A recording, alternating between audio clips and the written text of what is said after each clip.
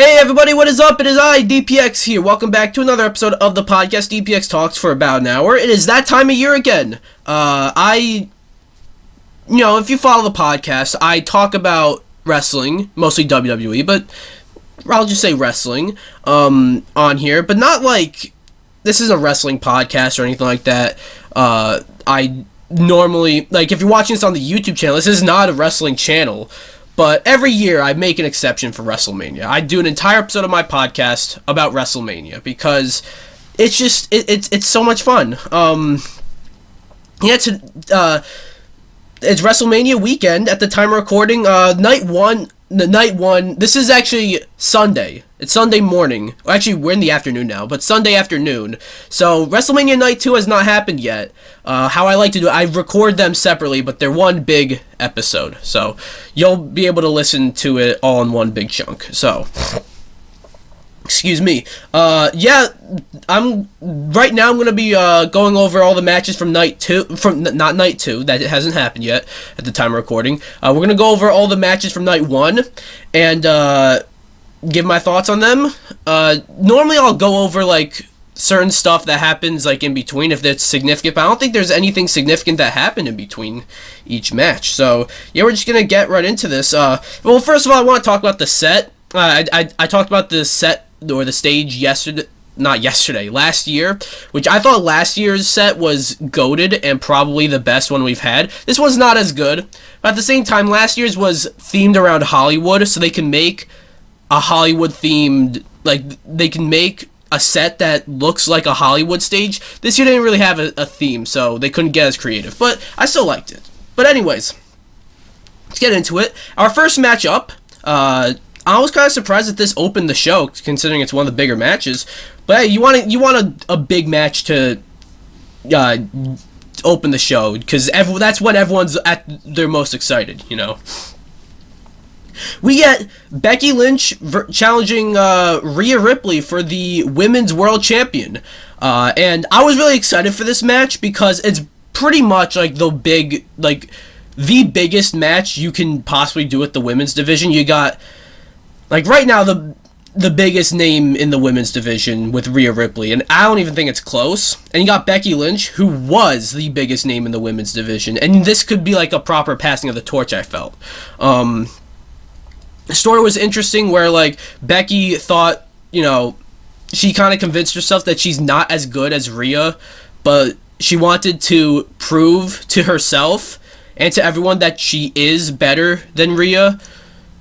And, yeah, I think they told a good story here, but onto the match, like, of course, the entrances, we got some cool entrances. Becky Lynch, it started with, like, a voiceover of her, reading quotes from her memoir, where like, it was like inspirational quotes that, yeah, I thought that was a nice touch. And she came out and her attire seemed to have pages of her book around her. I don't know what else that could have been, but then we got Rhea Ripley coming out to Motionless in White, performing her theme song live, with, like, in case she couldn't look any more like a star than she already is.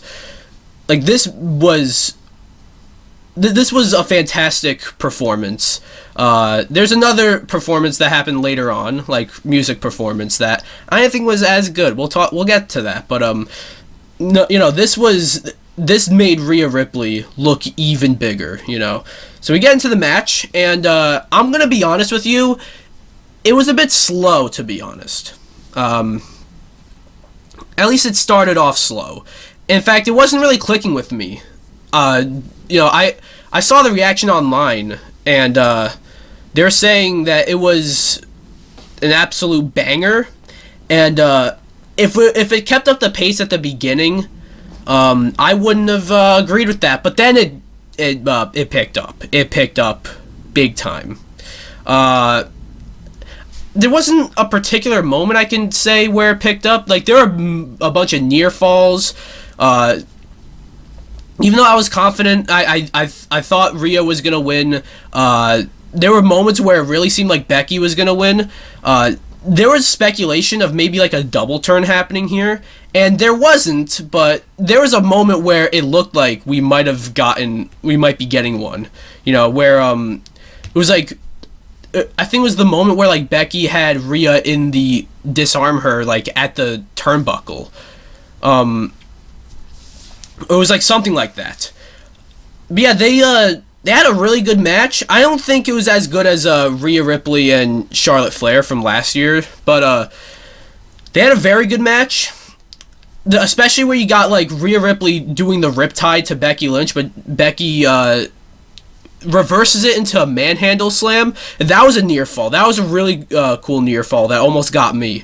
And they told a good story, especially where you had Becky had Rhea in the disarm her.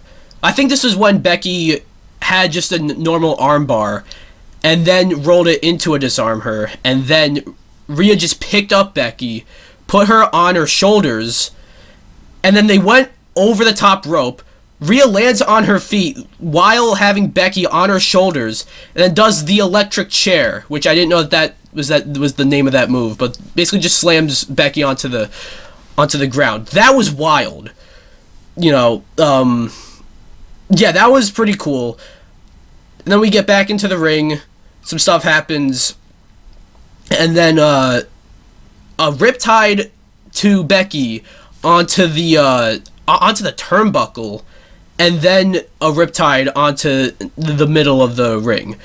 1, 2, 3. Rhea Ripley is still the women's world champion, and I thought that was the right move. I predicted a lot of titles changing, and we still have night 2 to go at the time of recording, so there's quite a few titles that still could change. But I think this was like the title, like the one title that I think should have 100% stayed. It shouldn't have changed, because Becky's great and all, but I think this was a time to like pass the torch over to Rhea Ripley. And yeah, like I think this did a great job of doing that. I don't think this is the last we'll see these two in a match together. Like I don't think. Like I think we're definitely gonna see like this could become a trilogy. We could definitely. I don't know when we're gonna see Becky versus Rhea 2. I've heard rumors that Becky hasn't re-signed with the company yet. I think she's gonna re-sign, but yeah, I think a double turn should be coming, because Rhea Ripley is just so over despite being a heel. I feel like it's a bit hard to turn her heel when she's a part of the Judgment Day, which is a heel faction. Unless you turn the entire faction babyface. But, like, the Judgment Day might be imploding soon. So, once that happens, I think you turn Rhea babyface. And maybe Becky can turn heel, because, like, I think serious heel Becky is really fun to watch. Not goofy heel Becky, where we got the one that we got like when she came back and squashed Bianca that one time. Like I think, well, regardless, like Rhea Ripley, there's definitely more to do with this title reign, because I don't think this title reign's been particularly that good. Not that it's not her fault. It's just it's kind of like she's almost like suffering from success. I feel like she's so good that like they can't really find an opponent for her that could even make you question like, oh, is she gonna beat Rhea? And no, Becky was probably like the closest one where it's like she could beat Rhea, but even then like she didn't. So yeah, great match. Not the match of the night, but yeah, I thought it was a good match, and it told a good story, and the entrances were great. So yeah, moving on to the next match, we got the 6-pack tag team ladder match.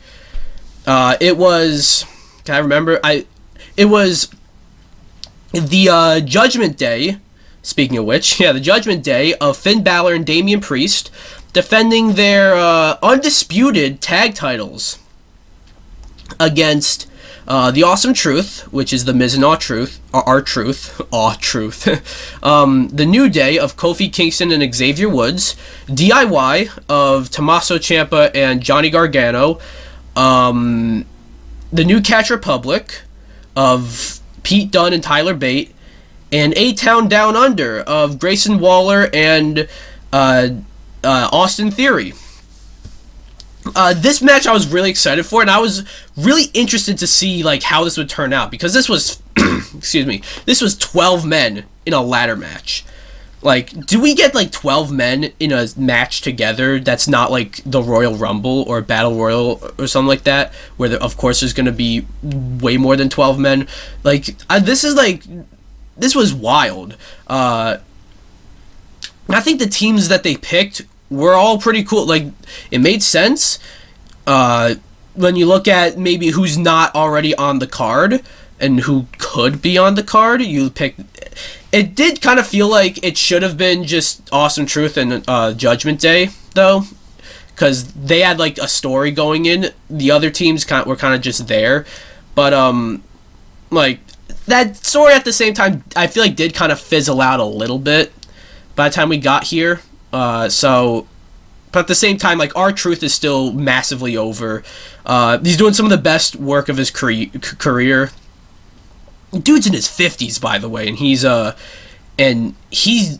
ages in reverse, bro. That dude looks better than he did like 30 years ago. He's been wrestling for that long too, I believe. But yeah, so we get it's the match starts, and all 12 men just go to war with each other. Bunch of high spots happen. There's a moment where like all the men are outside on like outside the ring. There you got like 5 men on the right side, another 5 men on the left side, and then Pete Dunne and Tyler Bate, they both climb up one of the ladders and do like a moonsault to each of the 5 men, or each group, you know what I mean, each quintet, that's a word for you right there that no one uses, that was so stupid, but like that was sick, you know. And then you have one question, or it was more of like an assumption. It was something that people wanted, and it's something that they ended up doing, but that was like, is this where they split the titles? Because the undisputed tag titles, this is really 2 pairs of tag titles, you know. I'm kind of sorry if you follow WWE and you already know all this stuff. I just have a hunch that people listen to my podcast and they don't really follow WWE, but they're listening anyways. Thanks for that. So I have to explain for the common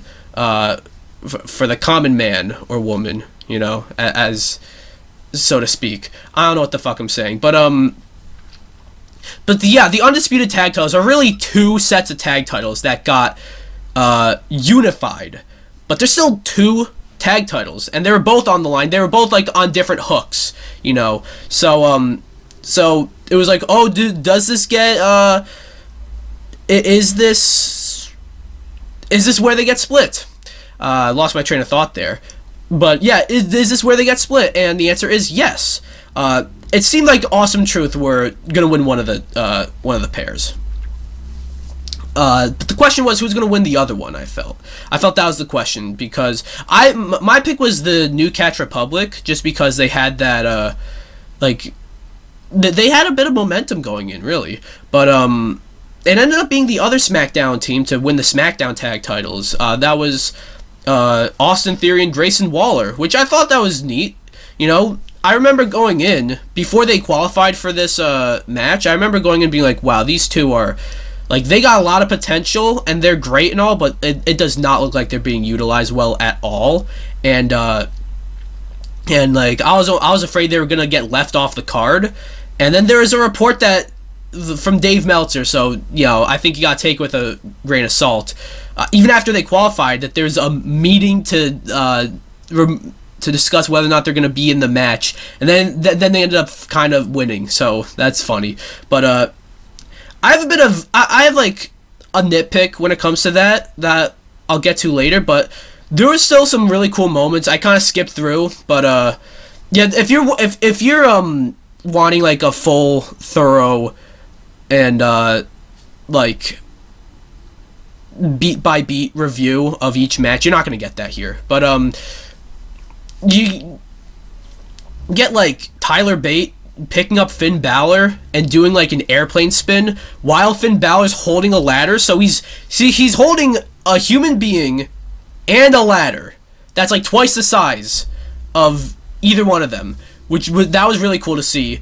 After Grayson Waller won the SmackDown tag titles for him in Theory, he was thrown off the ladder and broke through another ladder, which was a wild shot. Like, it's not the first time we've seen that in a ladder match, but like, I don't know, it just felt like, yeah, it just looked crazy. We got I didn't even mention there's also this stuff with DIY and Awesome Truth where they teamed together and each of them were gonna get a pair of tag titles, which I thought, yeah, that would have been pretty cool actually. I forgot to mention, by the way, like DIY came out to like a DX inspired entrance, and what, Tommaso Ciampa, he looks so much like Triple H does, like Triple H right now. Like, anyone else notice that? He looks exactly like him when he's like dressed up as Triple H. So yeah, I just thought that was cool. You get some tables in there. This is a ladder match, but they threw in some tables, which I thought was pretty cool. Like, you got like Johnny Gargano does his like DDT to I forget who he did it to. I don't remember who he did. It was like, I think it might have been like either Finn Balor or Austin Theory. I feel like it's one of those two. Yeah, he does his insane DDT to one of them through the ring, like through the ropes onto the table on the outside, that was wild. Then there's these other two tables that got set up at one point. Then JD McDonough comes out to help Finn Balor and Damian Priest win the tag titles, or win the Raw tag titles, you know, so they're still kind of the tag titles. But like, you get the New Day, I believe they came in and just beat up Finn Balor and Damian Priest, and then they threw JD off of the ladder onto the two tables, and one of them didn't break. One of them did break. He did go through one of them. But I did notice one of them, like, didn't necessarily break, but the leg just completely snapped, which was pretty, like, damn, you know what I mean? Bunch of crazy shit happens, but we end with, oh yeah, and I didn't even mention, R-Truth, like, got the hot tag and got the pin, and then it's like, oh no, but this is a ladder match. But eventually, R-Truth, he climbs the ladder and retrieves the Raw tag titles. And what a great arc for R-Truth. He finally learned what a ladder match is. But yeah, and definitely deserved. R-Truth, this was his first, they made it clear on commentary, this was his first ever WrestleMania win. And like he got so over with his work with the Judgment Day. And like, he definitely deserved this. So coming out of this, A-Town Down Under are the SmackDown tag titles, and or tag champions, I should say, and Awesome Truth are the Raw tag champions. I think they should rebrand them, or like how they did with the women's champions. Like, it should not be the Raw and SmackDown tag titles. Make one of them the WWE tag titles, and make one of them like the world tag titles, like how you did with the women's champions. You know, they changed the Raw and SmackDown women's titles to the WWE Women's Champion and the Women's World Champion. You know, I think they should do that with the tag titles, because don't tie them to a specific brand, because we had that issue before. And so when you have a draft, there's a weird swapping thing where it makes the titles look like props, really, and it's just dumb. Now, this match was really entertaining. There were two issues I had. One's more of a nitpick, and the other was something that bothered me a lot more, but ultimately not too much. But the nitpick I had was this is kind of just a worry I had going in. But it's like, if they do split the tag titles, how would that play out? And the thing is, like, you had Grayson Waller and Austin Theory win the SmackDown tag titles, which, I feel like that should have felt like a pretty big win for them, These two rising up-and-comers, that have a lot of potential. Austin Theory got a win over John Cena last year in a match that, while not great, I don't think it's as bad as people say it is. But it didn't really feel like they won because they technically didn't win the match. Like, the match didn't end when they won the titles. It was a bit weird, There was no way they could have done this without making that seem a little weird, I feel. But yeah, at least the tag titles are split, because, like, I kind of thought that, you have the women's tag titles. Those get defended on both Raw and SmackDown. So why not have the men's tag titles also get defended on Raw and SmackDown? But then I thought, but the men's tag division is way more stacked. There's so many tag teams for the men on Raw and SmackDown. Like, each of them. The women, like, they're still trying to figure out the women's tag division, right?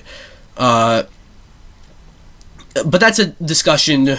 That's a separate discussion. But yeah, my other issue, I didn't hear anyone talk about this, but they kept cutting to this one camera angle, this one fixed camera angle, and it bothered the fuck out of me because it would, like, I feel like it missed a lot of spots, like, there were certain spots that would either happen out of frame, or they would be, like, at the, like, if you're watching on YouTube, you see how my hand is, like, half out of frame? That would be, like, someone throwing someone else into the crowd of the other competitors in the match. So it just bothered me. I don't know. That might just be me, though. Other than that, fantastic match, a lot of fun, and well-deserved win for Awesome Truth, and well-deserved win for A-Town Down Under. The next match on the card was Rey Mysterio and Andrade versus Santos Escobar and Dominik Mysterio. This one is odd in terms of, like, how this match came about, because you had, like, Rey and Dominik, father versus son, happened last year at Mania, and definitely it had, like, the best, aside from the bloodline stuff. I remember, like, this match had the best build going into the into Mania, and it was a nice feel-good moment, but they kind of went their separate ways. They didn't really, like, cross paths that much since they had their match. In the meantime, we had Rey form a group called the LWO, or reform it, because that was a group, like, way back when. But then Santos Escobar started getting jealous because, Carlito got added to the group and all that, and Rey won the U.S. title, and then Santos Escobar turned on Rey Mysterio, and Santos, like, he's a great heel. Like, he actually, like, I feel like he's way more charismatic as a heel, and did some great work. But this was like a faction warfare feud that has been going on for a while, and I feel like it was time for it to wrap up.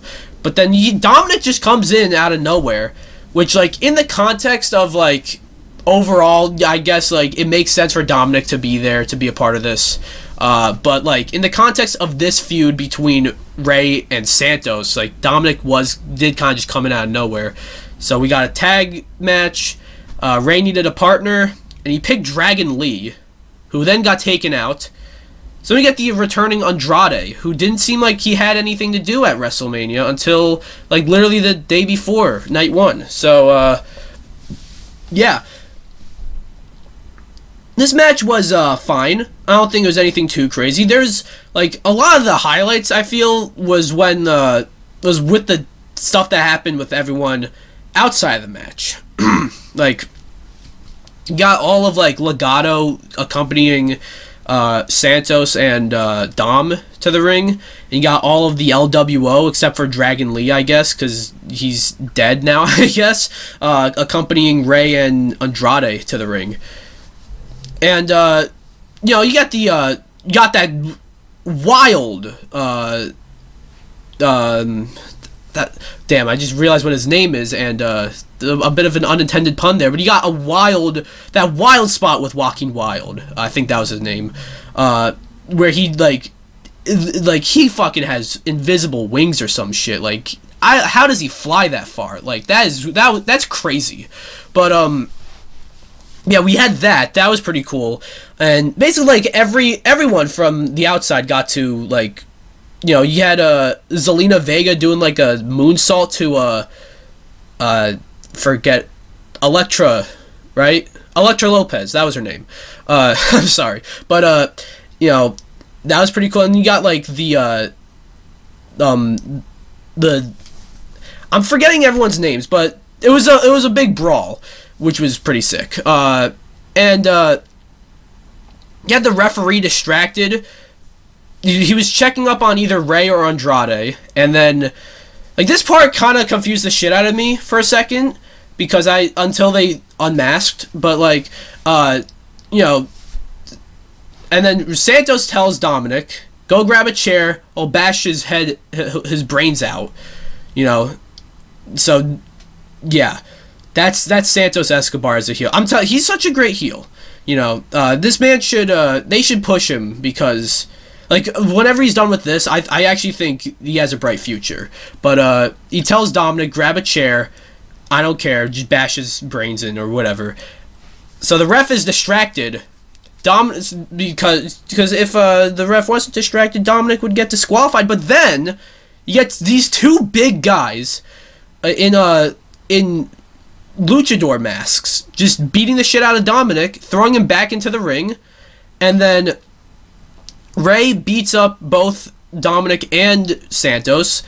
They go hang on the rings, on the rope, and 619, Andrade does like his DDT to, or it wasn't a DDT, he does his move to, I think it was Dom he did it to, and then Rey does the splash to Santos, and we get the 1, 2, 3. And then it turns out those two big masked men was Jason Kelsey and Lane Johnson, I believe, from the Philadelphia Eagles. So that was pretty cool, if a bit random. This place, it takes place in Philadelphia, so, it got a big pop.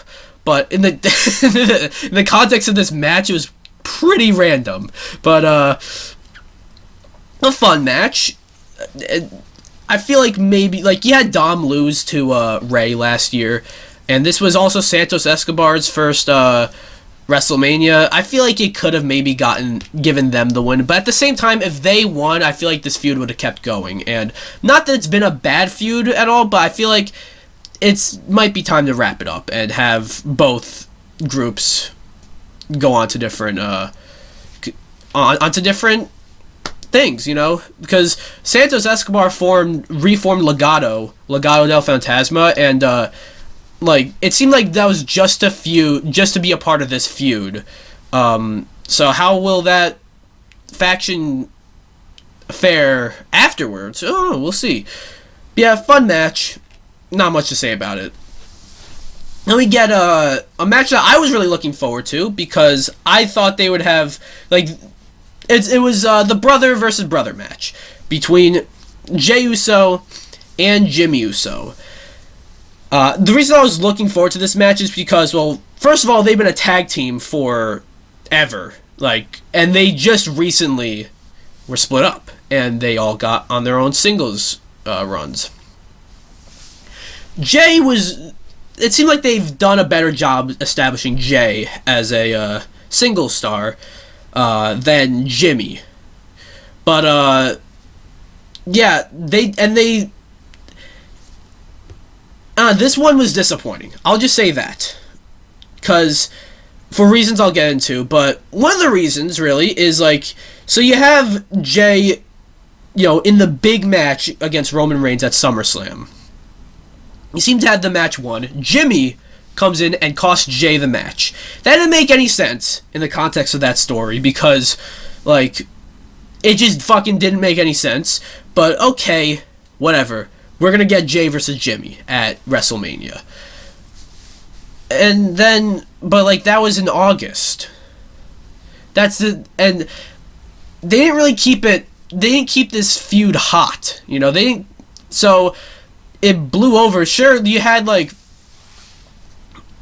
stuff like the Royal Rumble where they both started the match, which I thought was pretty cool. But even then, like, that was basically their only interaction throughout the entire match, despite them starting the match together. But yeah, you also had like Jimmy costing Jey like the Intercontinental Champion, the tag titles. I think Jey had a match with Seth Rollins for the world title, and I can't recall if Jimmy cost him that or not. But yeah, so it's basically like Jimmy's been stopping Jey from achieving greatness. That's how they phrased it.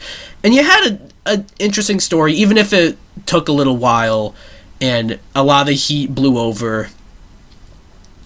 But that's kind of bad because, like, they tried to make this match a bit emotional. You know, they had it go a little slow just so you have moments where, like, that's supposed to be sad but didn't feel as sad because, again, like, they broke up back in fucking August. But anyways, like, it starts with, I want to talk about the entrances here, because we get Lil Wayne coming out and doing a performance, and look, nothing against Lil Wayne, but this was terrible. This was like, this performance was awful. It didn't really, like, he wasn't performing Jey Uso's theme song or anything. He was just doing a performance, and then he got cut off, and then Jey came out. And then, Lil Wayne accompanied Jey to the ring, which I thought was pretty cool, but, like, he was sort of just there. I don't know, it was bad, but, you know, Jey Uso has a really good entrance, where he does, like, the thing with his arms, with his hands, and, the crowd just immediately just picks up and just does it too. And I was really excited just to see that, you know, and that was a pretty cool sight to see. So, you know, a whole stadium doing that. So that was cool. Jimmy didn't really have a special entrance, but I always thought his theme would go hard with on a WrestleMania stage, and it did. And it starts with Jey doing like just diving into Jimmy before Jimmy's even entered the ring, and which was pretty cool. But I honestly kind of think on an in-ring and just when it comes to an actual match, probably the highlight of the match. I thought that was a decent way to start the match, but like, it never really got going after that. It just, these are two really good performers. Like, they main evented night one last year, and they had like possibly the best match of the weekend, possibly up until now, because we'll get into the main event of night one here in a little bit. Possibly the best tag match in WrestleMania history up to that point, I'll say. So, yeah, there was like a moment where they seemed to where Jimmy was like pleading with Jey to like stop wrestling, to stop the match because he was sorry. And, you know, that should have felt emotional. But, and okay, it felt a little emotional. It did feel a bit sad, but like, it just didn't feel as emotional as it should have. Because, again, like, it'd be one thing if they had this kickoff at SummerSlam like they did. But it would be one thing if they did that and then kept it going. But they really didn't. They had Jey feud with the Judgment Day, and then feud with like Drew McIntyre and Gunther, and then they had him feud with Jimmy. And Jimmy feuded with like John Cena and LA Knight for a little while, and AJ Styles. And so a lot has happened since Jimmy betrayed Jey. I know I'm talking about the build a lot more as opposed to the actual match, but to be honest, like, there was nothing too memorable about the match except for the stuff I just named.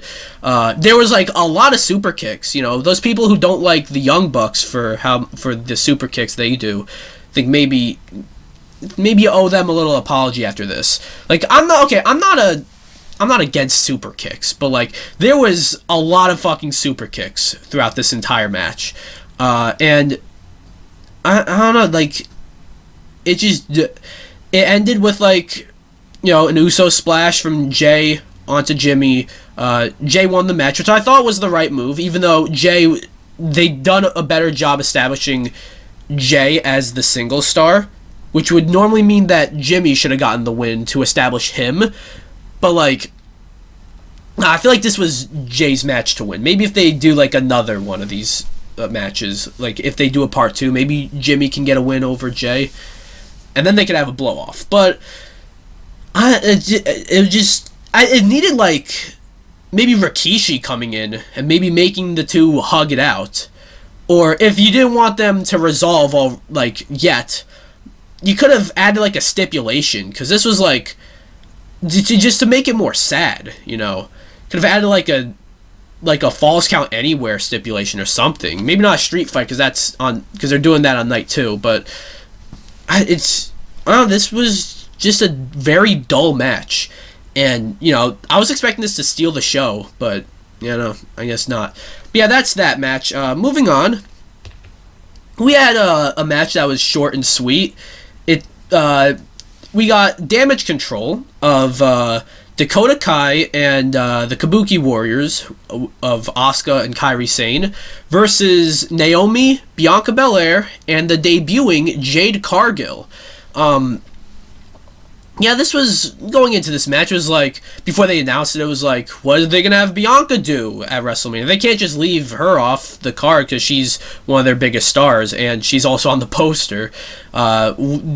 Jade Cargill just debuted at the Royal Rumble. You can't, and she's a huge signing. You can't just have her not here. Naomi just came back. What are you gonna have her do? And with the Kairi Sane and Asuka, they're like, oh, it's like they're the tag titles. They're the tag champions. You can't have them off the card, and then that would leave Dakota Kai just as the odd one out. But so we got a 6-woman tag match.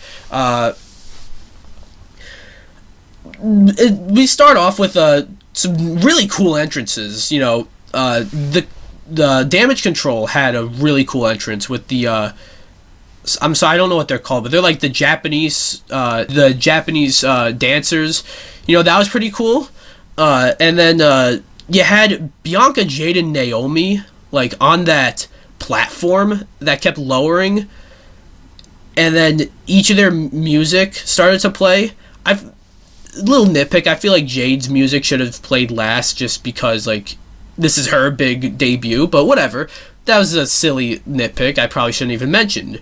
But yeah, it was a fun little way to get Jade, Bianca, and Naomi all on the card. A fun little way to get the Kabuki Warriors and Dakota Kai on the card, even though I feel like the Kabuki Warriors probably would have ended up on the card anyways to defend their tag titles if this didn't happen. But it was a fine match. I don't think there wasn't much memorable that happened. I feel like everybody got their moment. Naomi got to show off what she can do. So did Bianca. So did each of Damage Control, until they tagged in Jade Cargill, and she just beat the shit out of everyone. The ending was pretty cool, where we got like, Asuka accidentally, like, she meant to spit the mist in Bianca's face, but Bianca ducked, and she spat it in Kairi Sane's face. And then we got, like, Naomi doing her move to Kairi Sane. We got Bianca whipping Asuka with her braid, which was that, like, the sound that made was crazy, and then gives Asuka the KOD, and Jade Cargill gives her move to Dakota Kai, and that was the match. Bianca, Jade, and Naomi win the match. A pretty good showcase for Jade Cargill. I think this was the right move. Unfortunately, Asuka loses another WrestleMania match, but I think it was actually a smart idea to have to not have either of the tag champions take the pin. They had Dakota Kai take the pin. It's not a match I'm gonna really remember, except for like they'll talk about, maybe they'll remind you of Jade Cargill's dominant debut or something like that, and maybe I'll remember it because they'll remind me of that. But it was a fine match. Not match of the weekend, not match of the night, certainly. Not even women's match of the night. You know, Becky and Rhea took that one, but yeah, pretty good match. Next up is for the Intercontinental Champion, we got Sami Zayn challenging Gunther. Gunther with the at this point he's held that Intercontinental Champion for a symbolic 666 days, 666, and he definitely I think he single-handedly restored a lot of prestige to the IC title. You know, I remember before he won that, it just felt like they just weren't they didn't care about the Intercontinental Champion. And on top of that, Vince McMahon, that fucking piece of shit, he originally he was not high on Gunther, and then he left and Triple H took over, and Gunther has been Intercontinental Champion ever since, up until recently. Sami Zayn beat him, but I thought this was a good match. Going in, I did not think Sami Zayn was going to beat Gunther, just because it just didn't feel like Sami Zayn was the one to do it. They did tell a decent story about Sami Zayn, we're in Philadelphia, so we're doing a Rocky story, an underdog story, where Sami Zayn, he is motivated, he wants to become a champion one day. Originally he was saying he wants to become a world champion one day. I feel like the plan was at one point to add him in the Drew versus Seth match. That just seemed like we were going to go in that direction.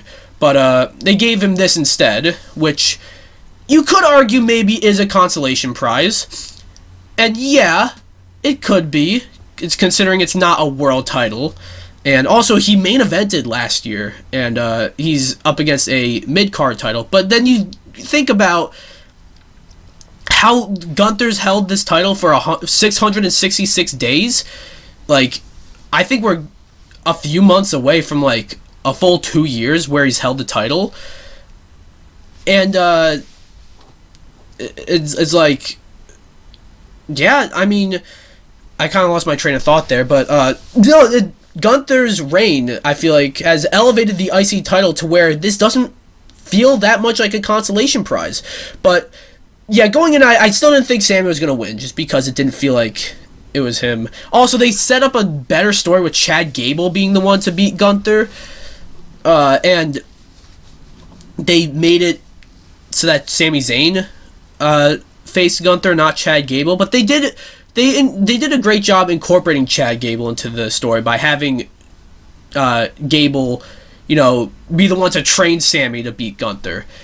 I didn't think Sami was going to beat Gunther up until, right after the hype video, the promo package, I don't have the premium subscription, so for me it was a bunch of ads. But after all that, we cut to Sami in, it was a hallway, and his wife and son are hyping him up, which was really nice to see. Then he runs into Chad Gable in another hallway, I think, and Chad Gable hypes him up and says, "You owe me," which, good way to set up a match between these two. Then we see Sami Zayn get to he runs into his friend Kevin Owens, and Kevin Owens hypes him up. And the camera, this was sick. This was a cool WrestleMania entrance, even though there was not, extra, fireworks or anything like that. There wasn't, a spectacle or anything. It was just the production on this.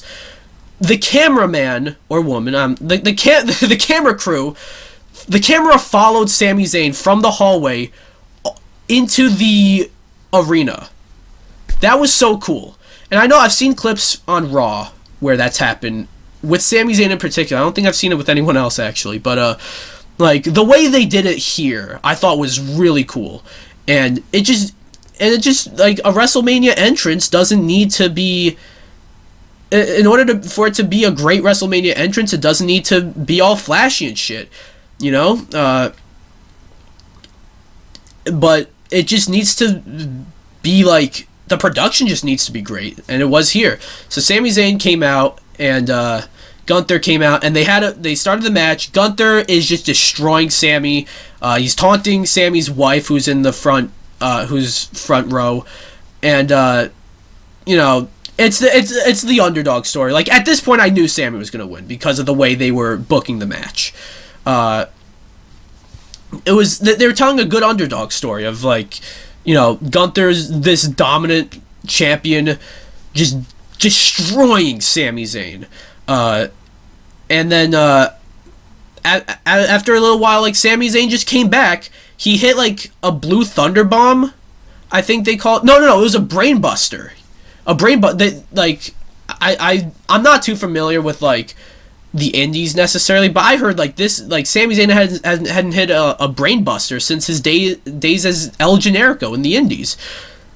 So he hit a brain buster to Gunther onto the turnbuckle, then a haluva kick, and then a 1-2-3. Sami Zayn's the new Intercontinental Champion. I wasn't for this at first, but, like, after seeing everyone hype up Sami and then seeing how the match played out, I think this was maybe not the best call. Like, I still don't think Sami Zayn was necessarily the best pick to dethrone Gunther, but I still think, like, this was great. It was a nice feel-good moment, and I think, like, you want a good babyface victory, I guess, before the main event where, you know, the heels win. But you know, it was a great match. They had a great match. You know, there's also moments where, like, you know, they were slapping each other. Gunther's, like, you got a great technical wrestler in Sami Zayn, and a great, I don't know what type of wrestler you can call Gunther other than just a guy who just slaps the shit out of you for, like, 10 minutes, and it's awesome. But yeah, and I feel like these styles meshed well. So yeah, not the match of the night. We're gonna get into the match of the night, but fantastic match between these two. It definitely delivered. I was expecting this to be a show stealer, and it delivered. So yeah, next up we get the biggest tag match. They've built it up as the biggest tag match in history, and in terms of its stakes, and also in terms of everyone involved, it probably is the biggest tag match. You take the three biggest stars in the company right now, and the biggest, like, one of the biggest stars in the entire world with The Rock, and you get this. So it is Roman Reigns and The Rock versus Cody Rhodes and Seth Rollins.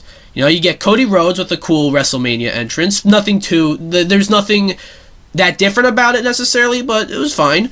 Seth Rollins with also a cool WrestleMania entrance. Again, nothing too crazy about it. I think they're saving. It's weird that I'm saying this before Night 2 has happened, but I think they're saving their big, flashy WrestleMania entrances for Night 2.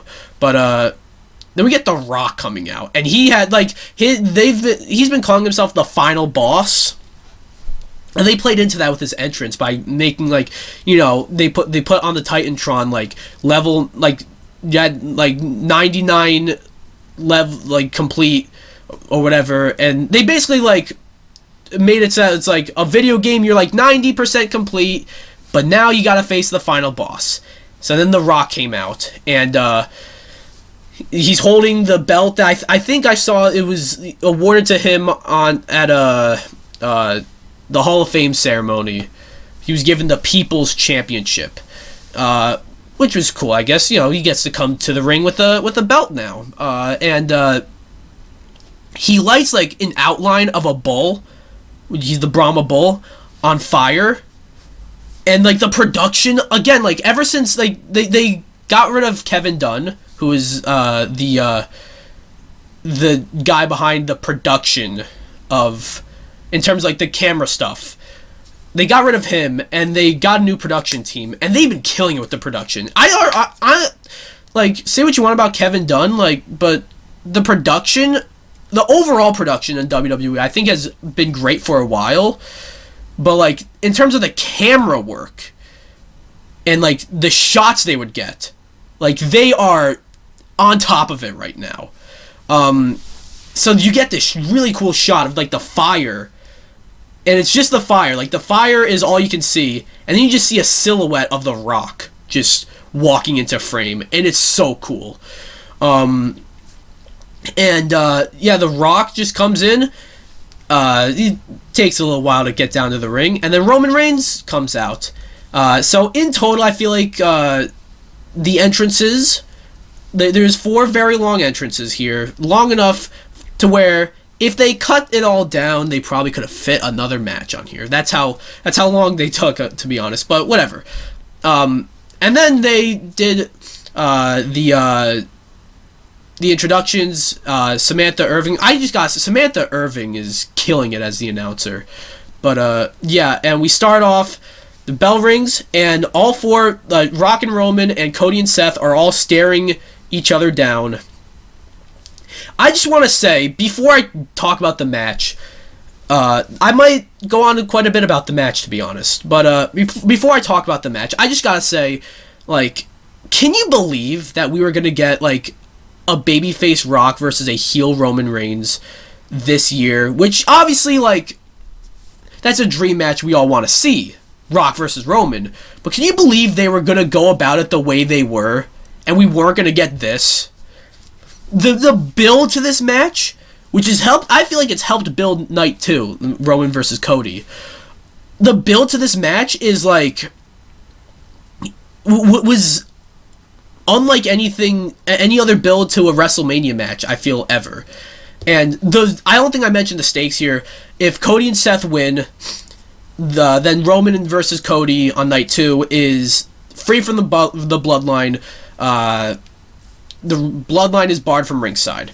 If Rock and Roman win, then it's bloodline rules, which is basically anything goes. We get the match, and the match starts off with Roman Reigns and Seth Rollins. You know, these two, it's kind of surprising that these two have never, like, ever since we got this tribal chief Roman, and even, like, this, like, visionary version of Seth Rollins, these two, they've not had, like, they had the one match at the Royal Rumble that was really good, that ended in a DQ, but up to the DQ, I remember that match was really damn good, but, like, still, like, they've not, I feel like they haven't, like, you would think they would have a match after that, but no, they never did. This is the closest we've gotten, and, like, you know, the crowd was red hot for these two, and then a little while in, Seth tags in Cody, and, okay, I praise the production, but there is still some issues I had. Specifically, they cut away from Seth tagging in Cody. They cut away from that. Like, well, like, they're like Cody's telling Seth, hey, tag me in. Seth looks at Cody. He, like, puts his hand up to... I'm sorry. He puts his hand up to tag Cody. And you can hear they cut away, and you can hear the tag. Sorry about that, guys. Got a little, I think I got a bit of a dry throat there. I needed some water, but we're all good. We're continuing. So, I was talking about just, they cut away from the tag. Is this a nitpick? Should I even be talking about this? I don't know. It's just, you know, simple things like that. Like, they cut away from, like, something that got a pretty big pop, I feel. But yeah, then we get, like, for the first time in, like, a year, we got Cody and Roman, locking up, you know. It was, like, the most physical they've gotten since last year's Mania. And then, and then, after a little while, I think, like, Seth Rollins got back in there, and The Rock gets tagged in. And we get, like, we get to see The Rock and Seth Rollins just fighting each other, which was really cool, you know, like, the dream match has always been Rock versus Roman. Throughout this whole build, it's done a great job setting up a future Rock versus Cody match. Rock versus Seth is a match that, like, I feel like, you know, I want to see that match now after seeing how this went. You know, it was not something people were, like, clamoring for, because it's not something people thought about. And throughout this build, it did a better job setting up Rock and Cody, and not so much Rock and Seth. But, like, you know, we got them fighting it out. And I wouldn't mind seeing a full singles match with those two. Excuse me.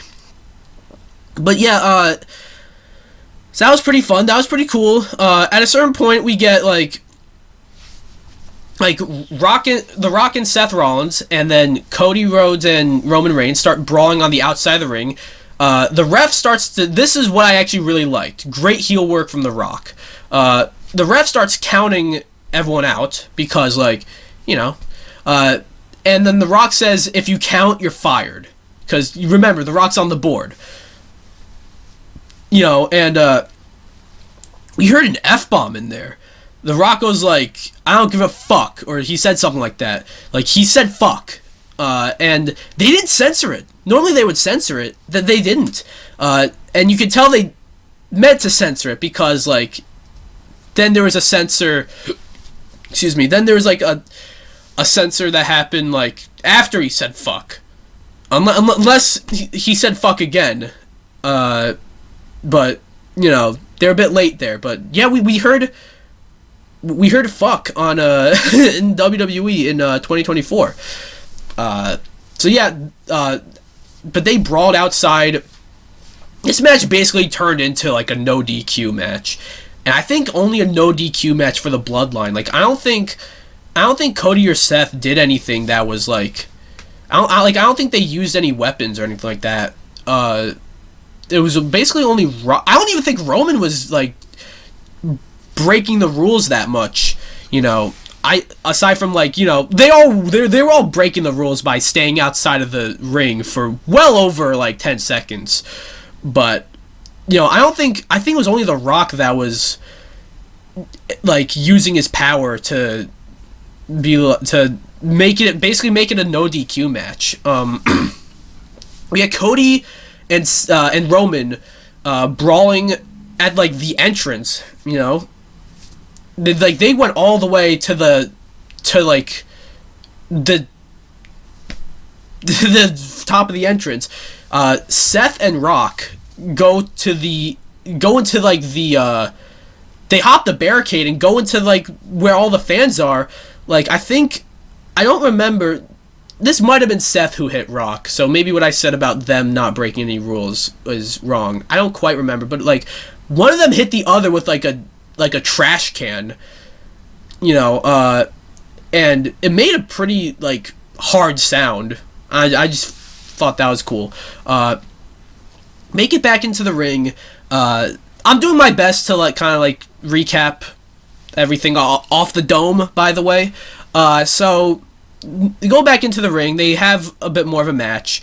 Some crazy shenanigans happen. We get like, you know, Cody, Seth, Roman, Rock, or, you know, those two fighting those two. At a certain point, like, Roman's nose gets bloodied up, and his reaction to that, like, I don't think it was scripted, because it looked like a genuine bloody nose, you know. So, you know, normally when you see someone bleeding in one of these matches, like, on the face, like, they usually, like, cut themselves to let it bleed, like, later on.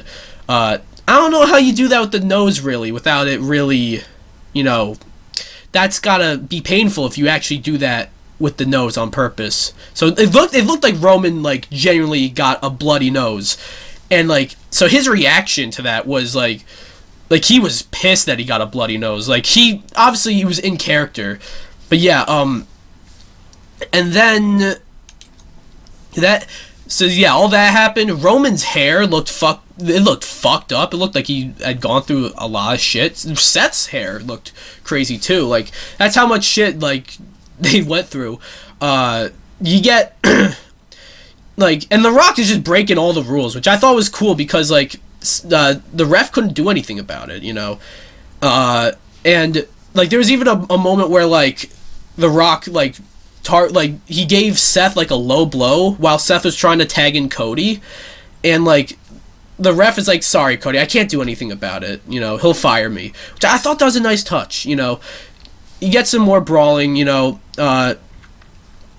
Seth is struggling over to Cody, trying to make the tag. While Rock makes the tag to Roman, Roman pulls in Seth, just beats him up more. Eventually, Seth is able to make the hot tag to Cody. And, you know, we get a fight. You know, Cody's about to pin Roman. But then The Rock pulls the referee out of the ring. And then they brawl a bit more. Rock is about to rock bottom Cody onto the announce table. Then Cody reverses it, gives The Rock a rock bottom to Rock through the announce table. And that's like, holy shit. The Rock, like, let's not forget, The Rock hasn't had a full match in 11 years. Like, it's been 11 years since his last full match. And in that match, I think he tore, like, every body, like, he tore everything off the bone, basically. You know, he got really injured, and I think they had to delay the filming of his movie, Hercules, I think it was, because of that. And then fucking have him take an announce table bump, which is wild. And then you get Seth Rollins just coming back up, and then gets a spear from Roman Reigns through the barricade. Which is wild. They get back into the ring. Roman and Cody are the legal competitors in the ring. Seth is still knocked the fuck out. You know, Roman and Cody, they fight for a good while. And then we get... I'm skipping around. There's one big thing that I forgot to mention. I'll mention that in a bit. But we get... This is like the finish of the match. Like, Cody's doing like the 3 crossroads to Roman Reigns. He does 2 of them. Then he gets to the ropes, which, Cody, you gotta stop doing the 3rd one at the ropes, because then that's when someone will fuck you up. But The Rock comes in, whips Cody with the weight belt, and then Roman does the spear to Cody. He then tags in Rock. Rock does the rock bottom to Cody, and then the People's Elbow, 1, 2, 3. Rock and Roman win. It's Bloodline Rules on night 2. The spot I forgot to mention, by the way, was when, like, I think it was, like, Roman doing, like, the guillotine hold to Cody, but then, and then The Rock pulled Cody's feet, so, like, Cody couldn't move, and then Seth does a fucking stomp to Roman to his face. Like, normally, like, you know, they're facing down, and Seth does the stomp to the back of their head. No, he did the stomp to Roman's face, which was wild. That's a great way to describe this whole match. This match was wild. This was, like, this went beyond my wildest expectations, because, okay, I was going into to this Mania with a few matches I was expecting to steal the show. I was expecting this match to have, like, a big fight feel, and to be just chaos, and to have, like, you know, to be a really good match. I was expecting it to be the match of the night, you know, on an in-ring level, or out-of-ring level, because they were out of the ring for a while. I think everything they did in this match worked. I don't think there was a dull moment, even when they were, like, staring down, which they did that for a little too long. They did take a little while doing that. But even the stare downs, I thought, like that, like, there's so much aura in the ring. Like I said, this is the biggest possible tag match they could do with their male guys, with their men. You know, their 3 biggest stars in the company, and The Rock, you know. So that was already big enough. But then, like, The Rock, like, 50-something-year-old, haven't wrestled a match since, like, what, 2013? And, like, when he did, like, got really injured, and seemed to be, like, out of breath when, like, doing, like, a very long promo. Fucking, like, he wrestled like it was nothing. You know, there are people who were saying that The Rock would be gassed out, like, after 5 minutes. I wasn't about that, you know, because he's The Rock. But even I didn't think he would, like, I didn't think this would be that good. Fuck what Dave Meltzer says. I think this is a 5-star classic, a great way to end night 1, and casting doubt on whether or not Cody Rhodes can get the job done on night 2. I sure hope he does. It'll be very weird when you listen to this, because by the time you're listening to this, you already know whether or not Cody has finished his story. But I haven't. I don't know that yet. I sure hope he does, though. You're not going to have Cody lose twice at one WrestleMania. You're not going to do that. I think it was a good. If that's the case, if you have Cody lose or win on night 2, I think it was a good idea to have Cody take the pin. This is only the 3rd pinfall he's taken since returning to the company. You know, and it's like the Roman Reigns, Drew McIntyre, and The Rock. Like, those are 3 pretty big names to be the only ones to pin Cody since returning. And I think it was a good idea to have Seth not take the pinfall, because, like, I think again, it's weird saying this when by the time you're listening to this, like, we already know the answer to this, but I think Seth loses to Drew on night 2, so you don't want to have him take 2 pinfalls, 2 pins. But yeah, excellent match, way better than I expected, and overall, WrestleMania night 1 came to a close, and it ended on this, like, I gotta say, great shot at the end with Cody, the exact same shot at the end of last year's Mania. And then we get some fireworks, some pyro, as they call it, for Rock and Roman. And WrestleMania Night 1 comes to a close. So, overall, I thought this was good. You know, we definitely, the more I thought about it, and I was like, this wasn't that good. You know, the Rock and Roman match, like, it was definitely, like, it definitely ended on the highest of notes. But, you know, we got... But I thought about it, I'm like, Becky versus Rhea was really good. The tag match was a lot of fun.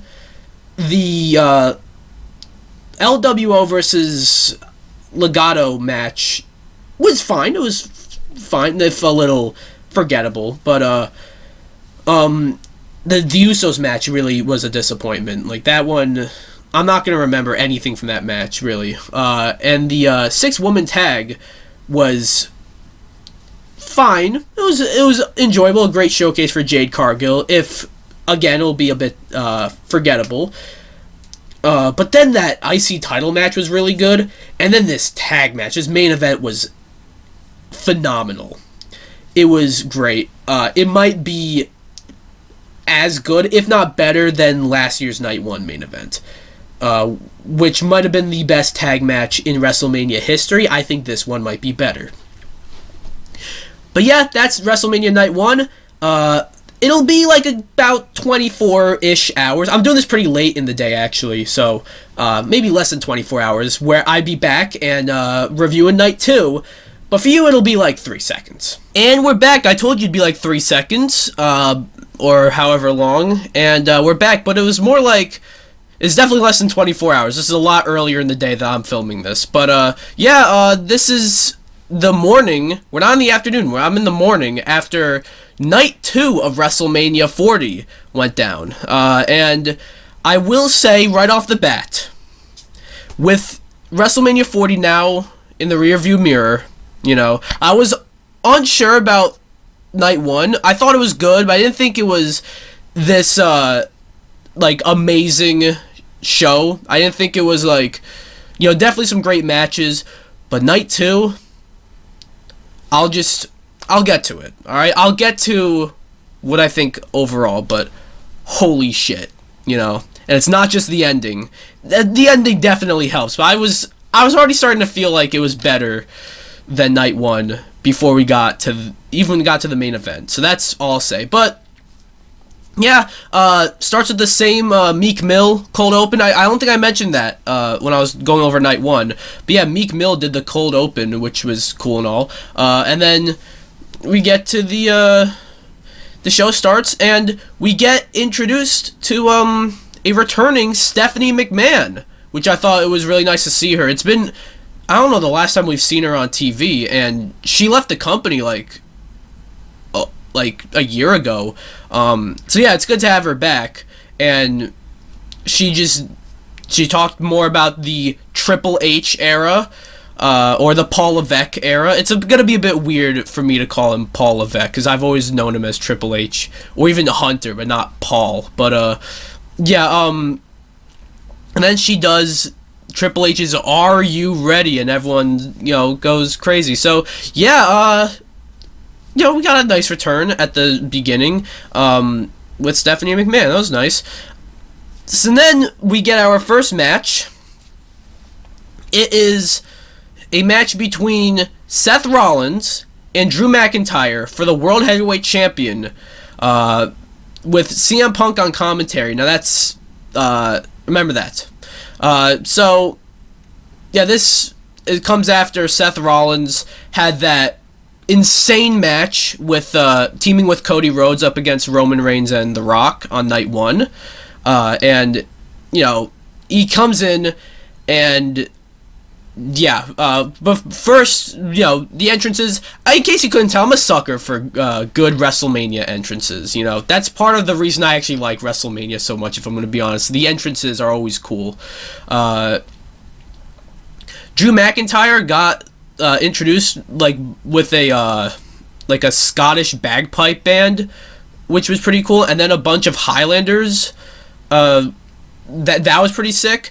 And then not Drew McIntyre, Seth Rollins got introduced to I forget what exactly, Michael Cole said what the name of the group was. I forgot, but it was these colorful dancers and shit that were also playing instruments to play Seth Rollins' theme. It was the two pretty cool entrances, and throughout the whole thing, CM Punk was just he was talking about how much of a goof he thinks Seth Rollins is, how pathetic he thinks Drew McIntyre is. The eventual match between Drew McIntyre and CM Punk, and Seth Rollins and CM Punk, or even I wouldn't even mind seeing a triple threat match between the three of them.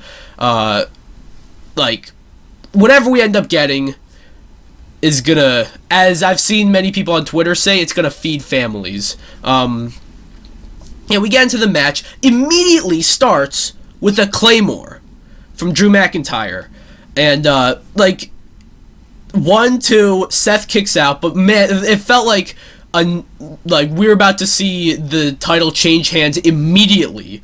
It was almost like a Daniel Bryan versus Sheamus sort of thing, or except this wouldn't have hurt Seth's momentum like how it did with Daniel. But, so, they told a good story here about how, a lot of people, this is an issue I had with a lot of Seth Rollins' matches, during his World Heavyweight Championship reign, where, a lot of people, his opponent will throw in a whole bunch of finishers on him, and he kicks out, and it's just not really that believable, you know what I mean?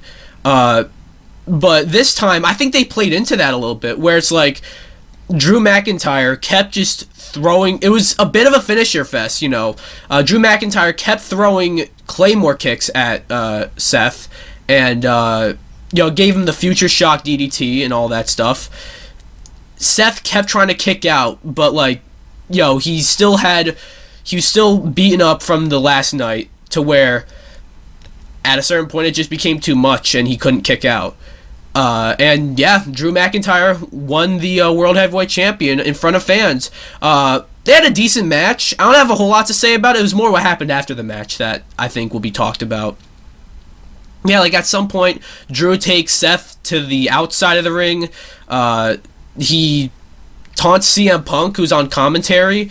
CM Punk was supposed to be in this spot, in Drew's spot, but CM Punk got injured at the Royal Rumble. It was a move that he took from Drew, so Drew injured him. At one point, got a funny moment where, Drew went to the barricade where I believe his wife was standing right there, and he grabbed he grabbed his phone and just tweeted, "Bored at work, lol," and that was funny. And then, so yeah, it was a finisher fest. There's not much to say really, but it was a good finisher fest. Like, a lot of people will say a finisher fest is not good, and mostly they're not, because it's just like, you have a match, this guy does their finisher, they do their finisher, another finisher, and another finisher, and then that's the end. This was a good way to put over Drew McIntyre. And by having this go on first, after, I don't know if you hear that, there's like some fucking noise outside, but and then you have Seth go on first after he just had that match, with that tag match. You have him defend his title. Like, I think that kind of makes Seth look really good in defeat. You know, even though he's the only one who lost twice at WrestleMania this year. I'd say he looked really good in defeat, and on both nights. He didn't take the pin on night one, so yeah, I do think it was time to take the title off of Seth. You know, he was the first ever World Heavyweight Champion, you know, so by proxy, the only one, and has held it for over 300 days, you know. I feel like they put him over a bunch of other guys that probably could have used the rub a little more, like maybe a Finn Balor. I feel like he could have really benefited from a world title reign. Shinsuke Nakamura, I feel like, really could have benefited from a world title reign. You know, but Drew McIntyre was the right call for him to drop it to. But then, what happened after the match, again, is what we're going to talk about, because after Drew McIntyre defeats Seth Rollins, and you even, I forgot to mention this, you even get like a moment where Seth Rollins, like, he puts over Drew, and he's all like upset, but he said, you can read Seth's lips, you can see him say, like, "You deserve it," you know, even though Drew is the heel and Seth is the baby face, like, you know, a show of respect. And even though Drew is the heel, you get everyone chanting, like, I was able to hear people chanting, "You deserve it," because he did. This was his first, like, he had two major, he won the WWE champion, like in front of no fans. That was supposed to be like a huge crowning moment for him, and it kind of was, but it was hampered by the fact that it took place during the pandemic, and no one was there to cheer him on. This time, people were there to cheer him on. It's great to see him have his moment. But then we get to the part where he goes outside the ring and is taunting CM Punk, who, remember, is on commentary. And Drew and Punk have been kind of beefing ever since Drew took out Punk. Like, Drew McIntyre injured CM Punk. Drew McIntyre has kind of been memeing on CM Punk. He's been, like, shitting on him, being, like, the next level hater, basically. So he keeps taunting CM Punk. And then after a little while, CM Punk just snaps.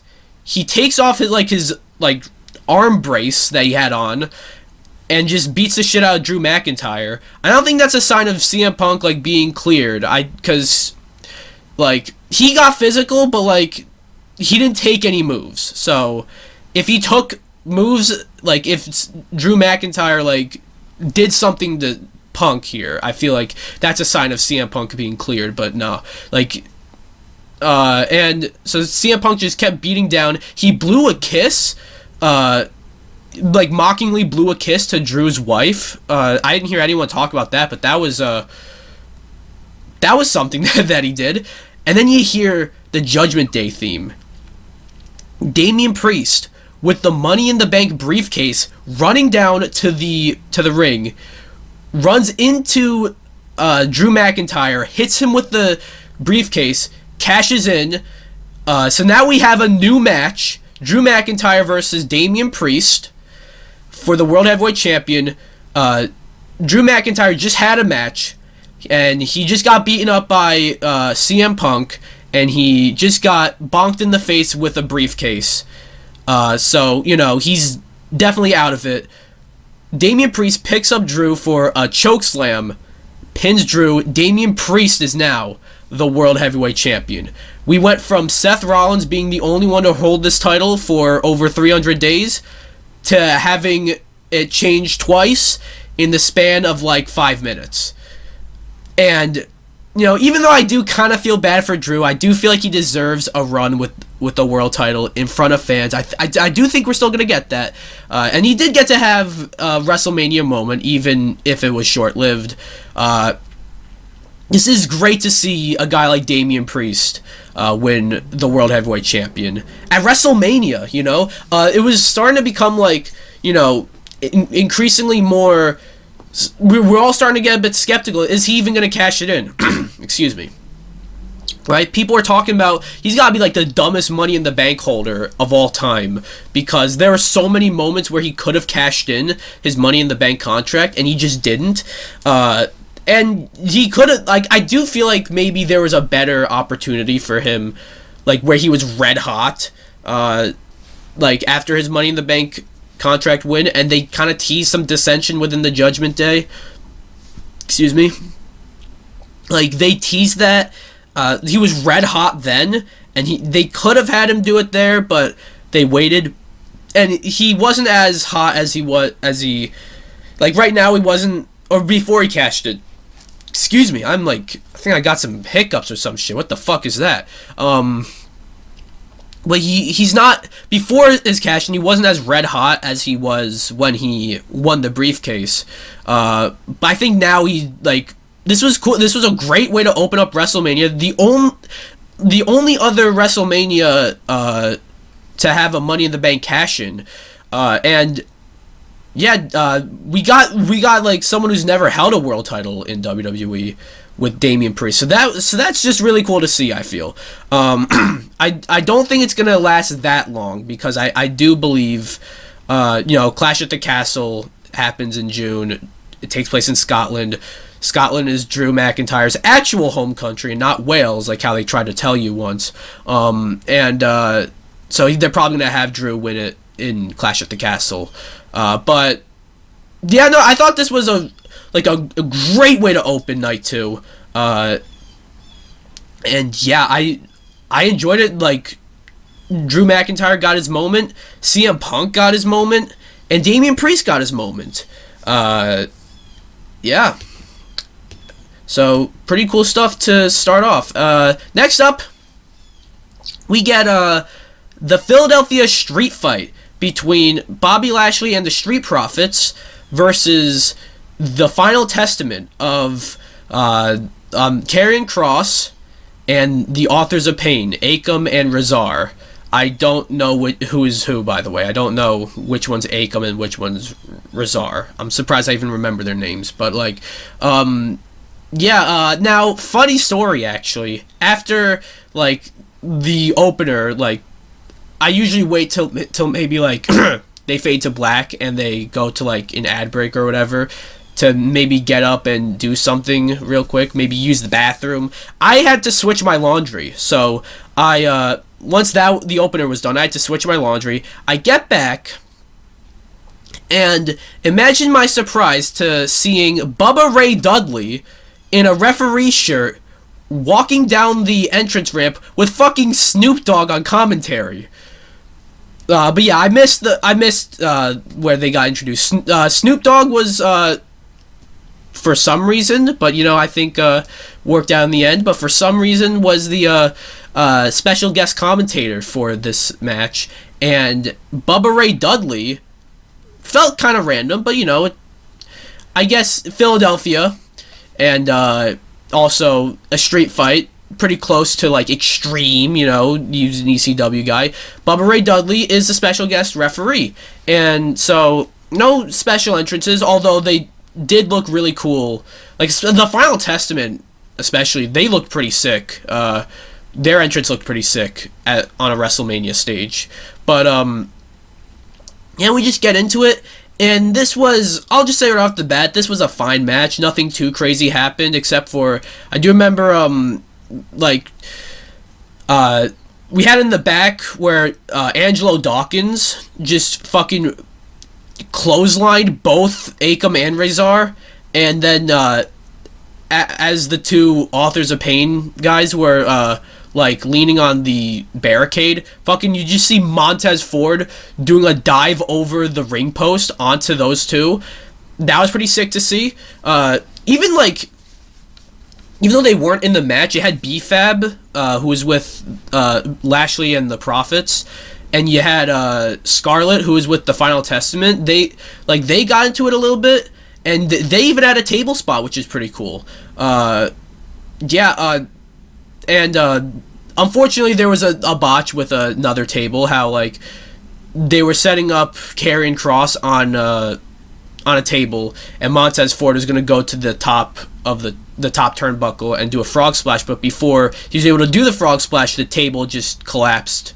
So they kind of had to stall a little bit. They had Lashley and Dawkins just beat up Karrion Kross, so Montez Ford can get another table set up that put Karrion Kross on there, do the frog splash, and then they won. And that was the match. I felt like maybe it could have gone a little bit longer. I am happy that they got on the card, even though this feud was definitely, it felt like a TV feud, It did not feel like a WrestleMania feud. But I am happy that they got on the card because Bobby Lashley was not on the card last year. He almost was not on the card in 2 years in a row. Karrion Kross wasn't even on the card last year. So it was good to see like Bobby Lashley and the Street Profits get their WrestleMania moment. Bubba Ray Dudley's presence was fine. He pulled out the glasses and got to really become Bubba Ray Dudley, and he, did the whole get the table thing. Angelo Dawkins did the thing that Devon did, and it was a nice match. It was nothing too crazy. Probably the low point of night 2, but if the low point of night 2 is just, it was fine. That's pretty good. So yeah, I don't have much to say about this one, really. So yeah, moving on. We got a match between L.A. Knight, and AJ Styles. I guess, yeah. Made a little dumb joke there. But yeah, so, before we get into this, I just want to say, like, people are saying this is a downgrade for LA Knight. They're saying he should have been challenging for championship gold. Maybe he should have been, but, let's not forget, this is AJ Styles, He, up until recently, he was the longest reigning world champion of the modern era, up until recently with Roman Reigns, of course. But, and he was, he main evented night 1 of WrestleMania once against The Undertaker, retired The Undertaker. The Undertaker won that match, but still, that was The Undertaker's last match. So, AJ Styles, and he's also, I think, one of the best wrestlers ever. He's phenomenal, no pun intended. So this isn't much of a downgrade, and so yeah, we had it was a crazy build-up, you had it didn't feel, I wasn't too into this at first, it seemed like they were building up these two to have a match at WrestleMania ever since AJ got back and was really buff and all that shit. I didn't think that, I don't know, just didn't feel like that was the right direction. But then they had, when LA Knight was in the Elimination Chamber match in Australia, you had AJ Styles travel, fucking 20 hours or however long, to cost LA Knight the match. You had LA Knight fucking break into AJ, or I don't think he broke in, but, show up to AJ's house, so, and also, you got LA Knight, he's, one of the most over guys in the company right now, so, yeah, LA Knight comes out, to, the match is sponsored by Slim Jim, by the way, of course it is, but, he gives, the keys to his Slim Jim car to a special sweepstakes winner who's sitting front row. That was pretty cool to see. And then AJ Styles comes out to a new theme, new entrance theme. I don't know if it's just that I'm just used to hearing him come out to his usual entrance theme, but yeah, no, I don't think this clicked. To be fair, they made a weird choice by debuting a new entrance theme for AJ, but also have him kind of rush to the ring and start the match with LA Knight like immediately. So we didn't really get to hear much of the entrance theme. But yeah, I don't know, like it at least has him say like you don't want none. So like you know it's AJ. A lot of these new themes, these new wrestlers themes, they have the problem of not having anything to really tell you like whose theme this is. You at least know that this is AJ. You know, whenever they change a guy's theme song, that's at least like something you gotta check off. Excuse me, something you gotta check off. So it's like, okay, well this is obviously AJ Styles, but yeah. We get into the match. Like I said, AJ during his entrance, he starts running down to the ring and just gets into it with LA Knight, and they just start to beat up each other. There wasn't much to this match either, really. It seemed like a nice way. God, I noticed a little hair on my sweater over there, but it was a nice way to get AJ Styles on the card. It was a nice way to get LA Knight on the card. You know, they got into it. They you got a cool, you know, a scary looking spot where like LA Knight like rips off the padding on the floor outside the ring to expose the concrete. I don't think it was concrete, but they just said that they're pretending it was concrete, so we'll just go along with it. And is about to like do a power bomb to AJ Styles. At least that's what it looked like. Excuse me. But then AJ Styles like reverses it and just throws LA onto the floor and almost gets LA Knight almost gets counted out, but beats the count like just before the ref says 10. And so yeah, that happened. They had they fought a bit more. You had AJ Styles hitting LA Knight with the Styles Clash at one point, but LA Knight kicked out. Eventually, LA Knight hit the Blunt Force Trauma, the BFT, and got the win. And yeah, his first WrestleMania, he got a WrestleMania win. That was pretty cool to see. I like this match. It's not a match I'm gonna really remember too much. Like I said something similar about night one with the Damage Control match and Jade, Cargill, and Bianca and Naomi. And I said, like, I'm not gonna remember this match unless they keep reminding you, like, this was Jade Cargill's first ever match. Like that. Same here. I'm not going to remember this match unless they keep saying, like, this is LA Knight's first WrestleMania match. It was a fine match. You know, this was big for LA Knight. I honestly feel like this might have been the biggest match of his career. And he fought Roman Reigns for the title twice, really. But one of them was a singles match, but we all knew he wasn't going to beat Roman. And I don't think he should have been in that spot. You know, I don't think he should have fought Roman because we all knew he wasn't going to beat Roman. And the only way from there was down. So he did lose some momentum. To say his momentum was completely gone is, I feel like, a bit of a stretch because he's still really popular.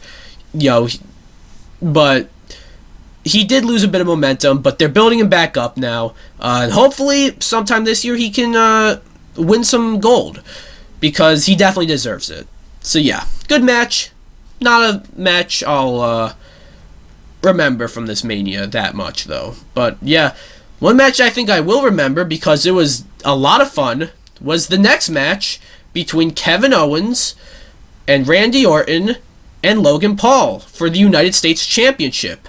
Logan Paul, what a weird thing to say to me, honestly, for me, because, like, I stopped watching WWE, like, I think, like, 2012, 2013, and I started watching again, like, early 2018. 2018 was, like, I remember, like, at the very beginning of 2018, that was when Logan Paul got into the whole Suicide Forest controversy. So it's just a little odd to me to see Logan Paul go into WrestleMania as the United States champion and fighting Kevin Owens and Randy Orton, you know? Like, but whatever. This is... You had Logan Paul come in. He came in on a giant pickup truck, Prime-themed pickup truck that had a giant Prime bottle on it that looked like a cannon, you know. I don't know if it actually had fireworks in it, but they definitely made it look like the Prime bottle shot some fireworks, you know, shot some pyro. I don't think that's what actually happened, but they made it look like it. And then I was expecting him to actually ride the pickup truck down to the ring, like how Brock Lesnar did that one time with his tractor that one time, but they didn't do that. But he was accompanied by a giant life-size person. He was accompanied by someone dressed up in a Prime bottle, kind of like last year where he was accompanied by a Prime bottle, and turned out that it was KSI in that costume. I was thinking, like, they're not doing KSI again, like, because, like, they're not gonna, like, you couldn't see his face, so it's like they're not gonna, like, reveal his face and it's just gonna be KSI again. Like, they're not gonna do that reveal twice, you know. It's gonna be someone else. I thought it was gonna be Jake, to be honest. But yeah, so we get that. Logan Paul had a cool entrance. And we get Kevin Owens, who we see in a hallway, running. He's going up to the entrance to, like, gorilla position, and just before he gets to gorilla, we run into Sami Zayn, and then Sami Zayn holding the Intercontinental Champion, because the night before he beat Gunther for it. Sami Zayn tells Kevin Owens, "You do it. It's your turn now," and hypes up Kevin Owens. Kevin Owens then makes his entrance, and he's about to start walking down to the ring. But he walks back, gets into a golf cart, and then gets all the way to the ring, still in the golf cart, and then Randy Orton's music hits. And then Kevin Owens backs up in the golf cart all the way to the top of the entrance, tells Randy to hop on. So Kevin Owens and Randy Orton enter to the ring together in a golf cart.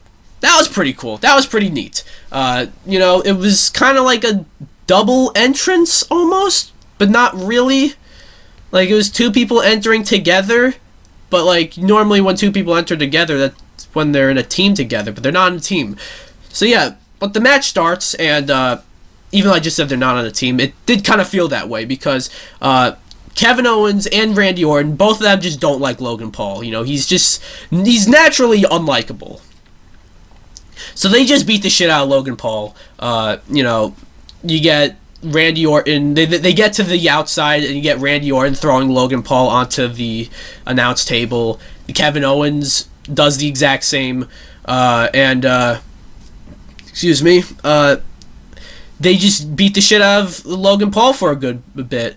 Then we get to a certain point where both KO and Randy try to go for a pin on Logan Paul at the same time, and they realize, oh, we can't do that, you know? We both hate this guy, but only one of us can win. So then, they decided they're not going to fight yet. They're going to keep on beating up Logan Paul. But then Randy, you know, he's the Viper. You can't always trust him. He's about to RKO KO. That's kind of funny to say. Then KO pushes Randy and is like, "We're doing this now? Really?"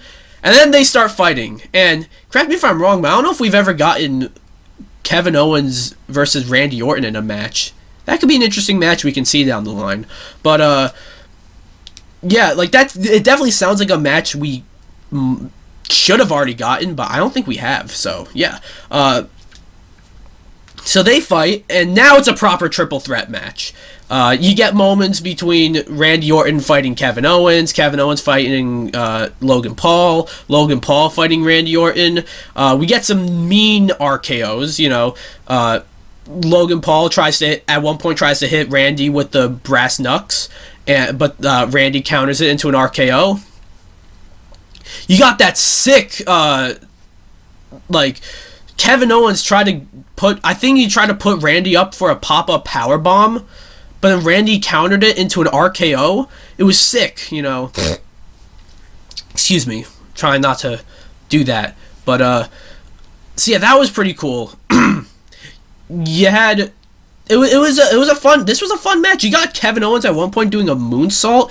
At one point, we got the reveal of who was in the Prime bottle. It happened by, I think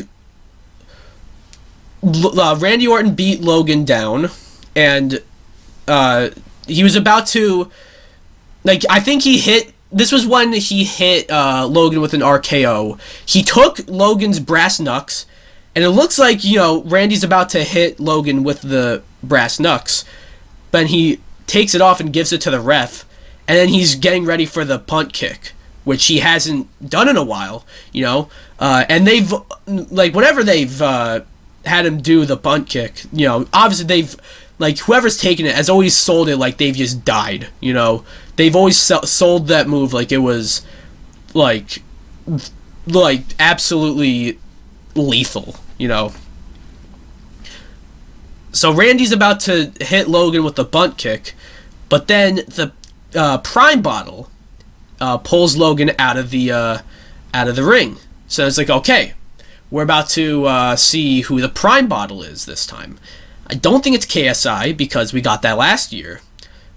I'm starting to think about it. I don't think it's Jake Paul because I don't think Jake Paul really does he have, despite being Logan's brother, does he have really any sort of tie to Prime? I don't know. We get the mask taken off, and it's Iyo Speed. Iyo Speed is at WrestleMania. The guy who got the kid who got banned off of Twitch for suggesting. I'm not gonna get into detail with that actually, but you know, the kid who I think he almost burned down his house once for on the 4th of July. He's kind of funny, if I'm gonna be honest. I hate to say it, but he's I'm kind of laughing at him when I say he's funny, but he is kind of funny. But anyways, we get this is what the fuck am I watching, you know? We get Iyo Speed at WrestleMania.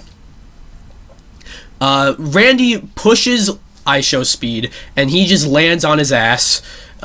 Randy takes the bottle off of the bottle costume off of Iyo Speed, so he's in more of a morph suit or whatever, and puts Speed on the announce table. And Speed's been barking at Randy this whole time. Randy barks back at Speed and does a fucking RKO to Speed on the announce table. What the fuck was that sentence? What did I even just say? You know what I mean? What is this? I just saw Randy Orton RKO Iyo Speed on the announce table at WrestleMania. What the fuck am I watching? Wild world we live in. But yeah, eventually we get Randy Orton and Kevin Owens in the ring. They're fighting it out. I think this is where we get the pop-up powerbomb into an RKO. But then Randy's about to win the match, but then Logan throws Randy out of the ring, and Logan does a frog splash to KO and hits him with the 1, 2, 3. So Logan is still the United States champion. Yeah, Logan Logan Paul, he was one. It was funny when he first won the U.S. title. I was like, I don't think they're gonna. I think he holds the title until WrestleMania. I think he drops the title at WrestleMania. He turns out he's one of only 2 champions to actually retain at Mania. It's kind of funny actually, but yeah. I guess it was the right move. I feel like maybe. Like, before they made this triple threat match, I was thinking maybe it was, like, a better move to have Logan drop the title, you know, because he's kind of a part-timer. He's been more full-time recently, but I don't know how long he'll be a full-timer. So, you know, it looks like we still got a part-time champion, but, yeah, but Logan Paul's he's got a lot of potential. He's way better than he has any right to be, you know. Like, Randy Orton and Kevin Owens don't particularly need the U.S. title. You know, Randy Orton, I feel like maybe kind of needed, like, a meaningful win since his return, because he hasn't gotten a meaningful win since returning. But this was a very fun match. You know, a great showcase for all 3 of these guys. Logan Paul continues to impress. I wouldn't even be surprised if he becomes like a more full-time performer. I would not be surprised if we see a world championship win in his future, which is crazy for me to say about Logan Paul, but I think that could be happening at some point. So yeah, that is this match. But yeah, moving on to the next match, we got Iyo Sky defending the WWE Women's Champion against the 2024 Women's Royal Rumble winner, Bayley. This feud was it's interesting to talk about because they tell a good story that they were kind of building towards for a while. You know, I don't think this was necessarily the original plan, but like, you know, so Bayley came back from injury like a couple years ago. You know, she was out for a while. She came back from injury, and it was a big moment, but she brought with her Iyo Sky and Dakota Kai. But for a while, the 3 of them were like kind of just professional losers. They didn't really get any meaningful wins together. Until Iyo Sky won the Money in the Bank and cashed in and became women's champion. And then we started, like, Damage Control started to get bigger and bigger with Asuka and Kairi Sane joining. Bayley, who formed the group, started to seem really out of place. And I think that was by design. And then, like, we got more and more hints, whereas, like, you know, I noticed when, like, the Kabuki Warriors won the tag titles, like, Bayley went to go high-five them, and they just walked right past her, you know.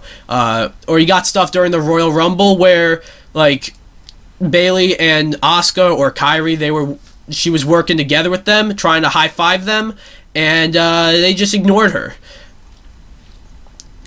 So that was pretty... So, yeah, it was definitely building for a while. I don't think the plan originally, though, was for Bayley to be the babyface, and even the challenger. I was thinking, like, the plan was at one point for Bayley to be, like, the heel champion, and was there to put over, like, one of the younger talents. But the way the story went, like, it just made sense to have Bayley be the babyface. And the way it happened was, it was, like, you sympathize with her. Someone who's been a heel, kind of like an irredeemable heel for a while now. All of a sudden, you just feel really bad for her because, like, all of her, like, her stablemates, all of her friends kind of just turned on her for no good reason. She didn't do anything to them. They just decided to turn on her. The thing is, though, I feel like they didn't do the best job, like, with the build after that. Like, this match in particular, it didn't feel like a feud between Bayley and Iyo Sky. It felt like a feud between Bayley and all of Damage Control. If anyone felt like the one who was really feuding with Bayley, it felt like Dakota Kai, not so much Iyo. But regardless, that's the build. We're at the match now. We get Bayley entering the ring like an Egyptian goddess, basically. Being carried by like these 4 guys in like Anubis masks, who I can only assume will be future world champions. And then Bayley's music plays, but it turns out it's a new it's a new entrance theme. She gets a new entrance theme, and I didn't like it at first, but like I've rewatched the matches a few times, and I think it grew on me. I think I like this entrance theme. It's not generic, it definitely I think it works. And then Iyo comes out, not really with a special entrance, but like even though she didn't have like any crazy flashy over the top entrances, like she got like still the Titantron still looked pretty sick with like her silhouettes and all that, and then Damage Control accompany her. They don't go to the ring with her. They're just at the top of the entrance ramp with her.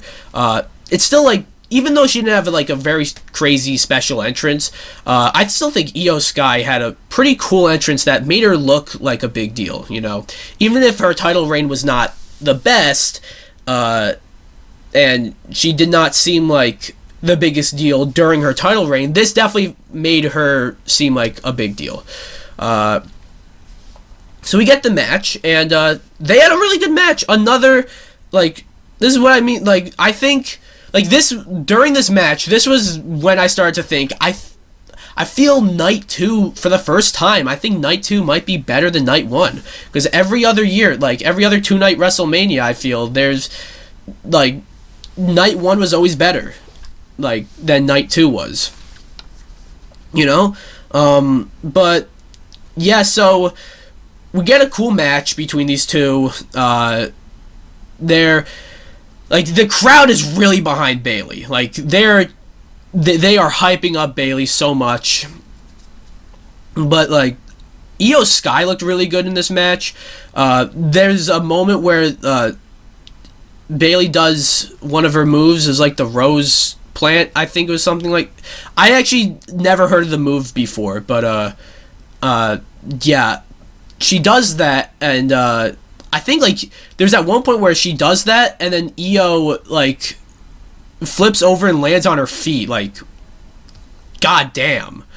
They just had a good match. I feel. You know what I mean? So yeah, some of the cool moments. There's like, I just kicked something. My bad. You get like Bayley is about to do the elbow drop to Iyo, but Iyo comes up and like pokes Bayley in the eyes, and then Bayley's kind of like hanging on the turnbuckle, and Iyo just drop kicks Bayley, and she lands on the floor. Iyo does like a moonsault to Bayley. There's a cool moment where you get like Bayley does like a belly to belly to Iyo, and it's a near fall. That wasn't the finish of the match. And then eventually Bayley hits Iyo with the elbow drop.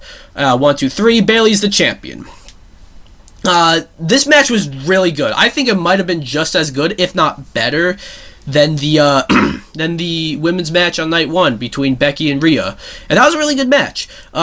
This definitely, like, it was definitely a feel-good moment for Bayley, I feel like it kind of got a little overshadowed by what happened afterwards. Poor Bayley. Throughout this whole build, I feel like everything throughout this road to WrestleMania, throughout Bayley's story here, got overshadowed by like everything else. Even her Royal Rumble victory. I feel like I don't know if you hear that. There's like a fucking like motorcycle or truck in the back or some shit. But even her Royal Rumble victory, I feel like got overshadowed by Cody's Royal Rumble victory because it was like a back-to-back win. When she challenged Iyo to a match at WrestleMania, like that was on the same SmackDown as what The Rock coming in and fucking over Cody, you know, and that whole thing happened. But and then when she gets her big moment, it comes right before, like, the thing that everyone's gonna be talking about the most from this event, you know, like right before. But regardless, it was a nice feel-good win. You can hear like the emotion in Samantha Irving's voice when she announces Bayley as the winner. That's a theme that I feel like that was the theme that kept happening throughout the show, both nights. It's something I didn't mention when I talked about the Sami versus Gunther match. I don't think I mentioned that, where she was announcing the Sami Zayn as the winner, and you can hear her like getting really emotional. Same thing here with Bayley. She was announcing Bayley as the winner, and you can hear her getting emotional. Like that just makes it feel all the more special, you know, all the more like feel good, you know, when the ring announcers like is like sounds like she's about to start crying. And Bayley got a standing ovation, well deserved. She's always been the bridesmaid, never the bride. And like I said about how like this entire build has kind of gotten overshadowed by a lot of other stuff. Still kind of feels like she's the bridesmaid, never the bride. But I hope she has a decent title reign. Something tells me it's not gonna last that long, but like she had a great WrestleMania moment. And I didn't notice this was her first singles match. They made that clear on commentary. This was her first singles match at WrestleMania. That's neat. But yeah, really good match. But then, what we're all going to be talking about from this from this WrestleMania. You know, right after we had a little intermission with Snoop Dogg announcing the the attendance record with the Philadelphia Eagles cheerleaders and the Philadelphia Eagles mascot there. I thought there was going to be like something that happened. Like there was one less match. Yeah, there was one less match at this year's on night 2 than there was on night 1. So I think there's going to be like an added segment maybe, like how last year we got the Miz and Shane McMahon and Snoop Dogg thing. Maybe something again was going to happen with Snoop Dogg, but no, nothing really happened. So yeah, moving on to now, the main event. The main event of all main events is what it felt like. Cody Rhodes versus Roman Reigns 2. The sequel. That's what 2 means. But yeah, they had the hype, the video package was great. It really hammered home that this is Cody's last chance to finish his story, and they made it clear like the bloodline is stronger than it's ever been, you know, with The Rock now there, and they beat Cody and Seth the night before. Cody has to be all beaten up and shit. Like, yeah,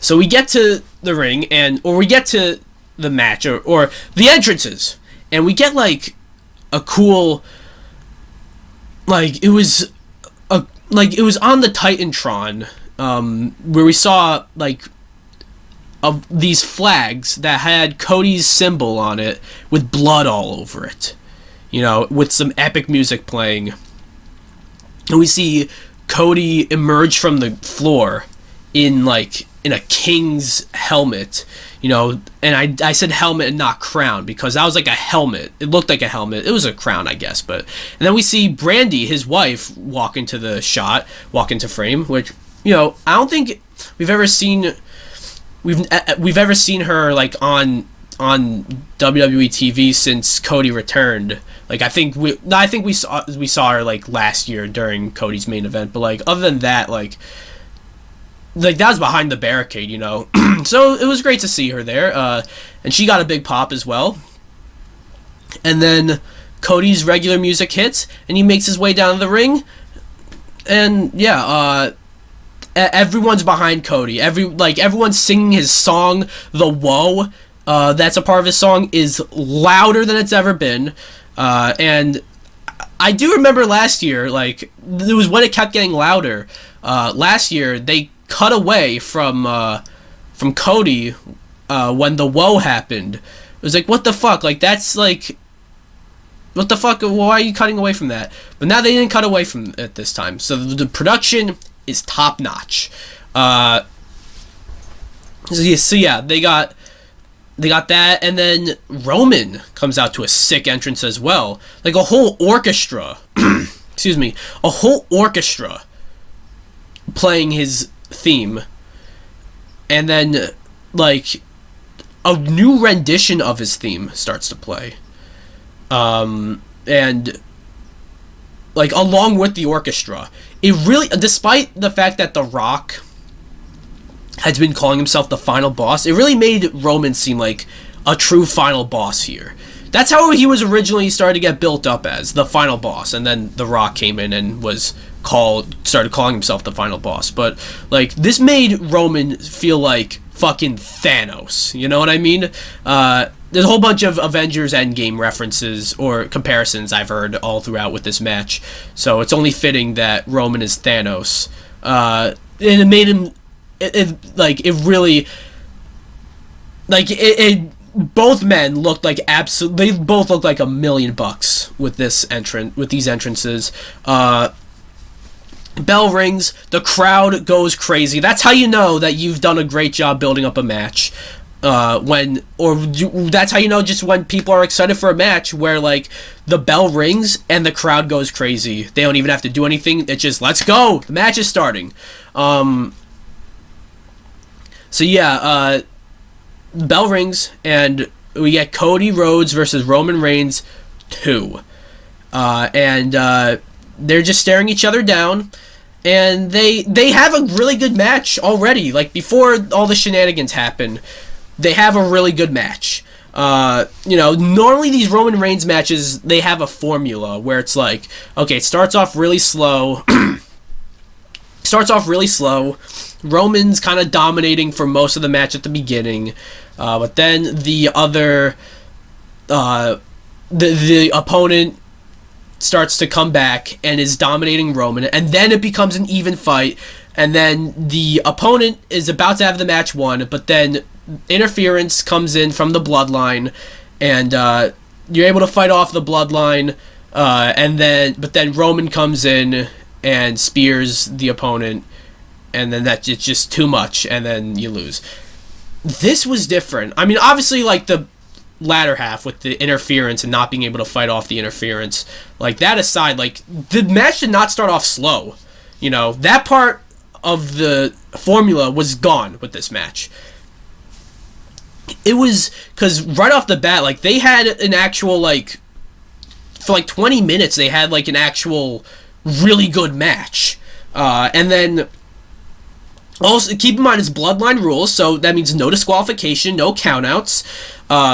We get immediately, like, right when the match starts, we get Cody, like, taking out a table to a massive pop, because whenever there's, like, a no DQ stipulation, the crowd, all they want is a fucking table. So they have Cody take out the table, but then Roman beats up Cody, and because Roman's the heel, and everyone wants to see a table, Roman puts the table back under the ring. So yeah, they go into the crowd. They brawl into the crowd. Roman takes like a suplex onto like some giant box or whatever. Like, I don't really know what it was. It was covered in like a black curtain. I don't know. But yeah, pretty cool stuff. We get kendo sticks. We get a whole bunch of stuff. And one thing I noticed here is, like, whenever Cody would grab a weapon, like, he wouldn't actually be able to hit Roman with it, Like, there's at one point where Cody grabbed a kendo stick, and he tried to, and he swung at Roman with it, but he would miss.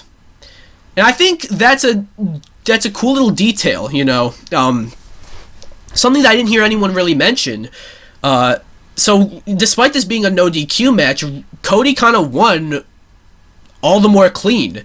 He didn't really use any weapons. He tried to, but it didn't work. Like, the exception of, like, he used the they were in the crowd and he threw Roman onto that thing, and he also, like, threw Roman into the steps. But I don't think that would be a DQ. I feel like it would be different if Cody, like, picked up the steps and then hit Roman. Like, that's actually using it as a weapon. This time you kind of threw Roman into the into steps, you know. So that was all cool, and they just fought it out. We had at one point, now this was really cool. At one point they had Roman do a crossroads to Cody. That's Cody's finisher. And so Roman does a crossroads to Cody, which that was kind of interesting to see Roman doing the crossroads. And goes for the cover, 1, 2, Cody kicks out, and then Roman's just laughing. He's like, I was just messing around. That move ain't gonna beat anybody, you know. Great, possibly foreshadowing. At least I thought that was possibly foreshadowing, and it ended up being foreshadowing. But, you know, that was great foreshadowing. They fought it out. At one point, we get, like, Cody spearing Roman into the barricade. You know, Roman did that so many times all throughout his title reign. Cody now does that to Roman. So they're fighting, and then at one point you get Jimmy coming in and super kicking Cody. And we didn't need a ref bump here. This has to be like the first, like, when was the last time we got a Roman Reigns match without a ref bump? I mean, well, the Night 1 main event didn't have a ref bump, but, like, it had The Rock saying, like, you know, if you count, you're fired. So that was just as effective as a ref bump. Like, so no ref bump because it's no DQ, so anything goes. Jimmy comes in, gives a super kick to Cody, and now Roman and Jimmy are beating up Cody. But then you hear Jey Uso's music playing, and so then Jey Uso's coming down the entrance ramp. Jimmy comes out and just beats up or fights it out with Jimmy, or fights it out with Jey. And then Jimmy is, like, at one point, like, stunned, standing, like, at the edge of the ramp of the stage. Jey runs up, spears Jimmy off of the stage onto, like, a table, and it looked like the table was on concrete, so they went through a table onto concrete. I hope they're fine, you know, but, you know, that shit, like,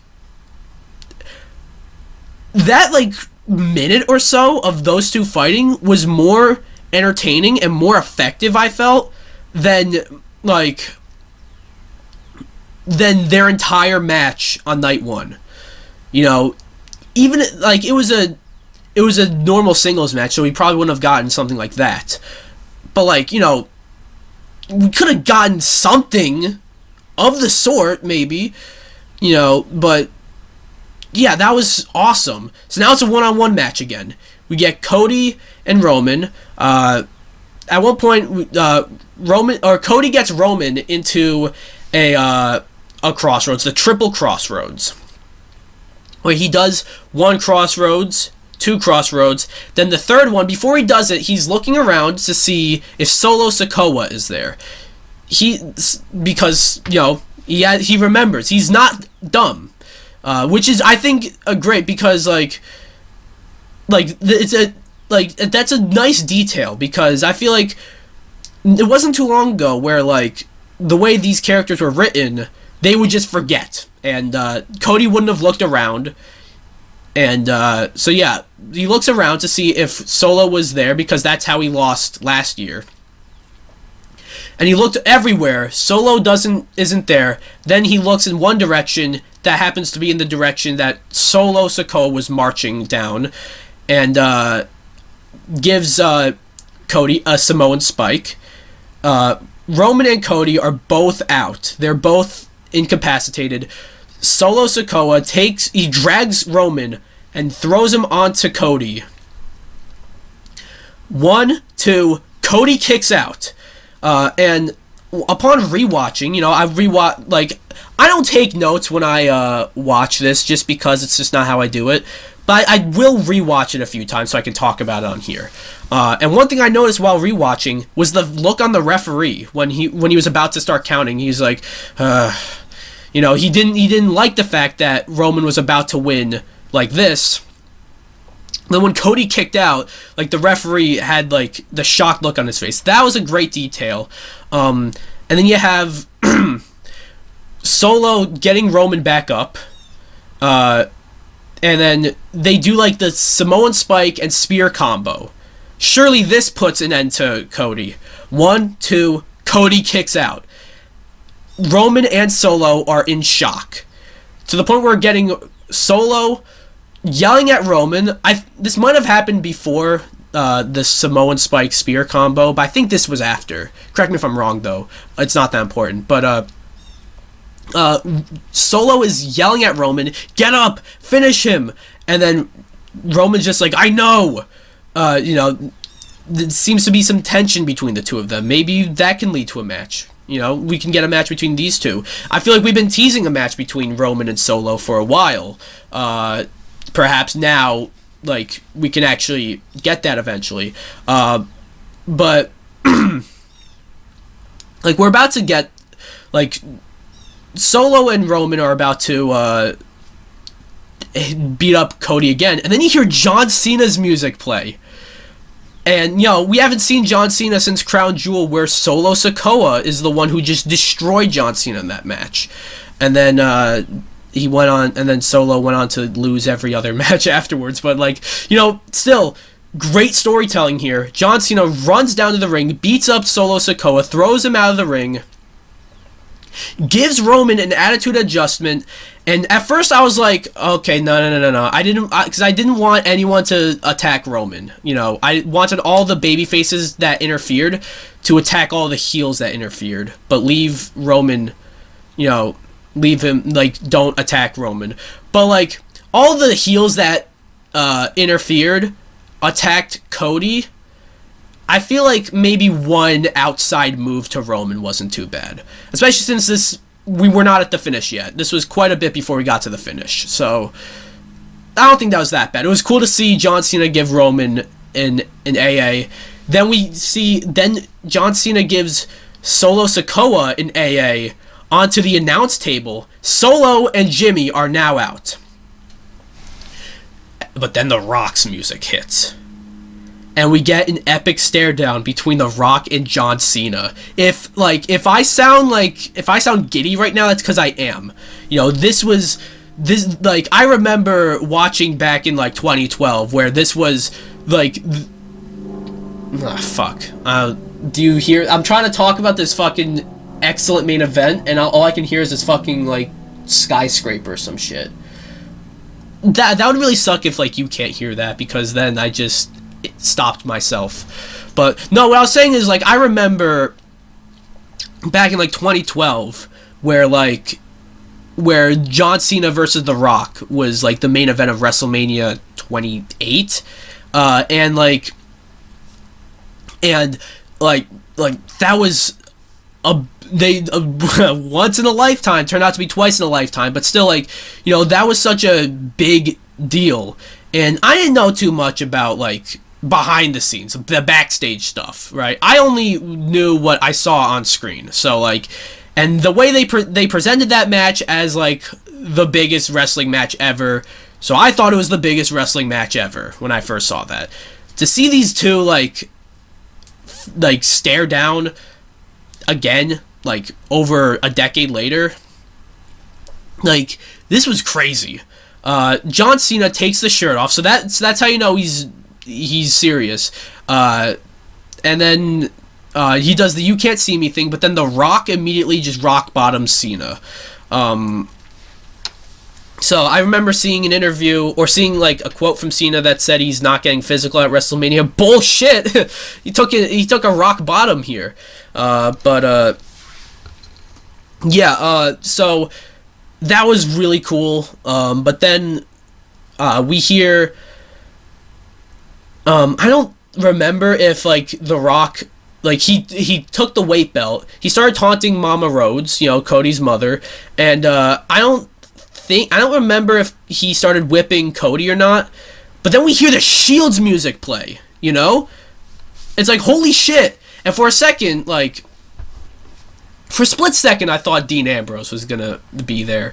And it was bizarre, because I picked up on, like, the commentators were saying, where are they? Because Seth Rollins was taking a little while to show up. But the commentators were saying, where are they? As in, like, more than one person. But no, it was Seth Rollins. Dressed up as, like he was when he was a member of the Shield, like, as a security guard. But, like, before he gets into frame, like, you see, Roman just runs up and does a Superman punch to Seth Rollins, who's holding a chair, right? So Seth kind of just came in to the Shield's music, dressed up as a member of the Shield, and just was completely taken out, which I thought was a little bizarre, but then, like, we see what happened later on. So we get, but then we get The Rock taunting Cody, but then you hear gong, and then the crowd fucking lost their minds, you know. The arena goes to black, you hear gong again, the lights go back on, the Undertaker is there standing right behind The Rock. Now, there were rumors going in that Stone Cold Steve Austin was gonna show up in this match, and he was gonna fight The Rock. And I feel like that had to have been, like, the plan up until, like, the very last minute, because I remember, because they kept hinting at him, right? They kept saying, like, I remember night one, during the tag match, like, the commentators, like, made it very clear that The Rock had a very iconic WrestleMania trilogy with Stone Cold Steve Austin. During the segment with Snoop Dogg, even, where he was announcing the attendance record, he said, like, give me a hell yeah, which is something that Stone Cold Steve Austin did a lot. So I thought, like, they were really hinting at Stone Cold coming in, but I get it must have been, like, the very last minute. So then they had the Undertaker instead. But that doesn't take anything away, because The Undertaker, I don't know if you guys know this about me, but The Undertaker, I think, is my personal favorite wrestler of all time. So just seeing him back here and helping Cody out, chokeslamming The Rock was amazing. That was amazing, you know. And then he chokeslams The Rock. You hear gong, and then the lights go out, gong, lights go back on. The whole ring is cleared. No one's in there except for Roman Reigns and Cody Rhodes. Both of them are down, but Roman Reigns he's getting back up, and he grabs the chair, and he's about to hit Cody with it. But then he sees Seth Rollins, who also was in the ring, but I guess he was out of frame. He sees Seth Rollins, and he sees Seth Rollins in the Shield outfit, and Roman's holding a chair. So, and he's reminded of what Seth did to him over, like 10 years ago, when Seth broke up the Shield. Seth attacked Cody with the chair. Seth coming out to the Shield's music in a Shield vest was to get Roman to, like, it was to remind Roman of the Shield. Roman had the match won. He had the match won. All he had to do was hit Cody with the steel chair, maybe do like a spear, just because that's how he ends his matches, and then he would have retained. But he saw Seth, and he just couldn't get over what Seth Rollins did all those years ago. Reminded because Seth Rollins was in the Shield vest. So he hits Seth Rollins with the chair. And, yeah, Seth Rollins takes the chair shot. But then, Roman, He prepares to spear Cody. He starts running to do the spear. Cody kicks Roman in the face and then does the triple crossroads. Yeah, 1 crossroads, 2 crossroads. You see the emotion, the emotional look on Cody's face. Crossroads number 3. 1, 2, 3. Cody Rhodes has finished his story. He has dethroned Roman Reigns, and he is the new undisputed WWE Universal Heavyweight Champion, whatever it's called. And like, this was amazing. Okay, what I've noticed a lot is a lot of people, there's like some segments that go on and they're very well done, but they'll say this is like the best, like this is the best wrestling ever, and I would tend to disagree just because it sounds like recency bias. This, in terms of story, in terms of emotion, in terms of spectacle, in terms of its moments, this might be the single greatest WrestleMania main event ever. Maybe not so much on in-ring level, nothing against the in-ring stuff, but it wasn't so much about that. But everything else was done to perfection. If I were to rate everything else, it would be not even a 10 out of 10. Not even an 11 out of 10, like a 12 out of 10. Absolute perfection. It made Roman look amazing in defeat. It made Cody seem like the true new face of the company. And we are starting a new era. You know, we get Cody celebrating with his wife. And then all his entire family comes in. In a very emotional moment where he said that he can't hand the title to his father, Dusty Rhodes, because he sadly passed away. He could still hand the belt to his mother, and he does that. We see him handing the title to his mother. We see like his entire family there, except for Dustin, who's with AEW. I feel like they should have at least let him there, but whatever.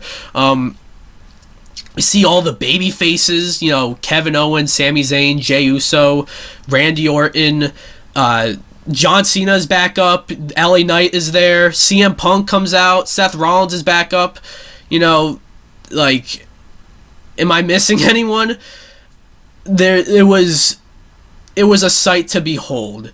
And then we get a rare post-match promo by Cody. Overcome with emotion. Again, even before I even talk about that, we get when Samantha Irving again announces the winner, she sounds like she's crying. Like, again, like a theme throughout this Mania.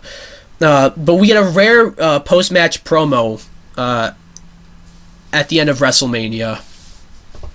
Cody, he wants to bring out 2 people who he deems responsible for him coming back to WWE. One of them is Bruce Pritchard, who the audience did not cheer for. They don't like him. I'm not entirely familiar with why they don't like him, but I've heard that he's not that well liked. But there was Bruce Pritchard.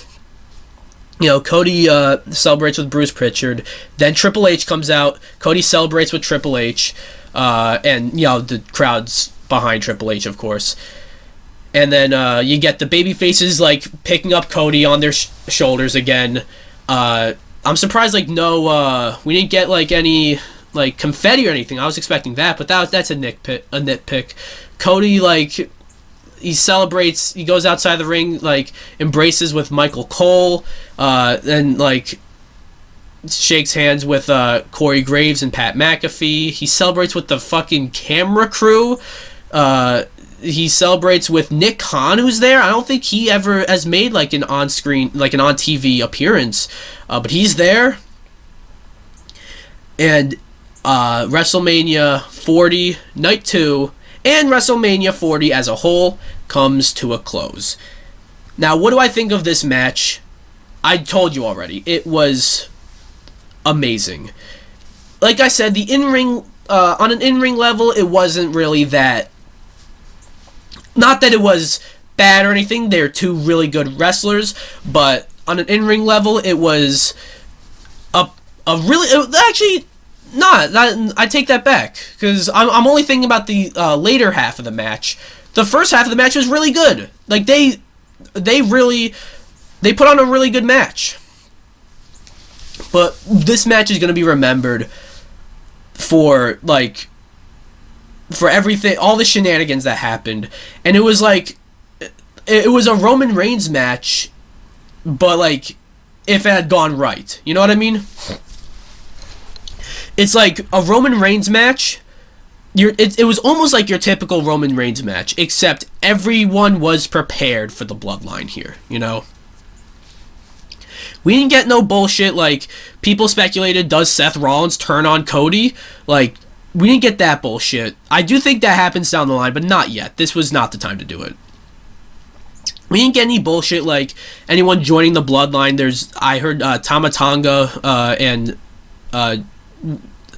Jacob Fatu, I think. They signed with WWE, and they're like, you know, a part of the family, the bloodline family, so they'll probably join the bloodline eventually, but, you know, it wasn't the night to do that. You know, and seeing, like, John Cena and The Rock stare down, seeing Seth Rollins come out in the Shield, with the Shield's music and the Shield's attire, and you see, like, The Undertaker choke slamming The Rock. You see Jey Uso spearing Jimmy Uso off the stage onto a table. And you see Cody Rhodes dethroning Roman Reigns all in one match. It was a sight to behold.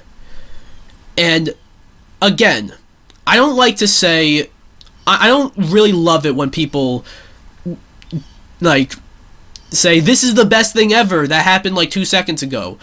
But this might be one of the, like, I don't know if it'll go down as the single greatest WrestleMania ever. But, like, they made it clear that this is the start of a new era. And I never said this before, like, out loud or online before, but, like, I always thought that, you know, even before this WrestleMania, we were kind of saying, like, we're in a new era. Excuse me. And the fact of the matter is, we've been in a new era, just now they're acknowledging it. But honestly, I always thought we were never able to truly get into a new era. We're never truly able to move forward for as long as Roman has been champion. And that's not a knock on Roman, because he definitely carried the company for the past 3.5 years. You know, he was one of the MVPs of the pandemic era. He made, to say that he has not contributed to this new era, to the new boom period for WWE, I think is a bit of a shitty thing to say, because he definitely has. He is, like, all the hottest storylines for the past, like, couple of years has been bloodline stuff. There's some other storylines too that have been really hot, but the hottest storylines have been bloodline stuff carried by Roman Reigns and people's desire to see him drop the title. And look, for those of you saying, like, oh, he didn't get to beat Hogan's record, he didn't get to beat Hogan's championship record, but he did get to beat Hogan's WrestleMania main event record. And I don't think he's done main eventing WrestleManias, so even if you don't count the night one main event, which means he would be tied, he's still not done main eventing WrestleManias, so he will beat Hogan for sure. But it's time for a new face, time for a new top dog, and I can't think of a better one than Cody Rhodes. This was an amazing match, and I'm saying the reason why I feel like this could go down as one of the best WrestleManias ever is because with this new era, people are going to look back at this WrestleMania and say this is where it really started. Like, I feel like many aspects of this era of WWE started at WrestleMania 38. You know, with Cody returning there and like other stuff happening where Roman unified the titles, you know, and like the Judgment Day being formed. A lot of stuff, a lot of aspects from in this new era of WWE started at WrestleMania 39 last year. But this is where they really begin. This is where the new era, the Renaissance era, the Triple H era, whatever it's going to be called, is where it's really going to begin. And we're going to look back at WrestleMania 40 as the WrestleMania that started a new era, where WWE is hotter than it's been since the Attitude Era. So, that's my thoughts on WrestleMania Night 2 and WrestleMania 40. Excuse me. Some of the best matches throughout the entire weekend. You know, Sami versus Gunther, Iyo versus Bayley, the U.S. triple threat match, Becky and Rhea, the ladder match, and of course the double main event, the tag match on night 1 of Cody Rhodes and Seth Rollins versus The Rock and Roman Reigns, and on night 2, Roman Reigns versus Cody Rhodes. I think, like, you see rankings of the best WrestleMania main events. I think you gotta group those two together. Because collectively, it's gotta be like a top 3 best Mania main events ever. Maybe even top 1. You know, there were some matches that disappointed, like, well, the only one that actually I feel like really disappointed was Jey Uso versus Jimmy Uso. You know, there were some other matches that were kind of fine that, you know, didn't really... They kind of just happened, like the match with Rey and Dom and Santos and Andrade. There was like the 6-woman tag match, which was a great showcase for Jade Cargill, but nothing too memorable. There was there was the street fight, which again, nothing too memorable. Even LA Knight versus AJ Styles, I don't think was anything too crazy good, but the highs were really high, and I don't think, and there was like an absolute perfect to this show, to this weekend, and that was the crowning of Cody Rhodes and the dethroning of Roman Reigns. Roman Reigns is like a certified Hall of Famer for sure, but this was about Cody Rhodes and they pulled it off. It made last year's defeat at WrestleMania, Cody's defeat at WrestleMania, worth it. I still think the finish was a little like just anticlimactic last year, but it was all worth it to get to this point.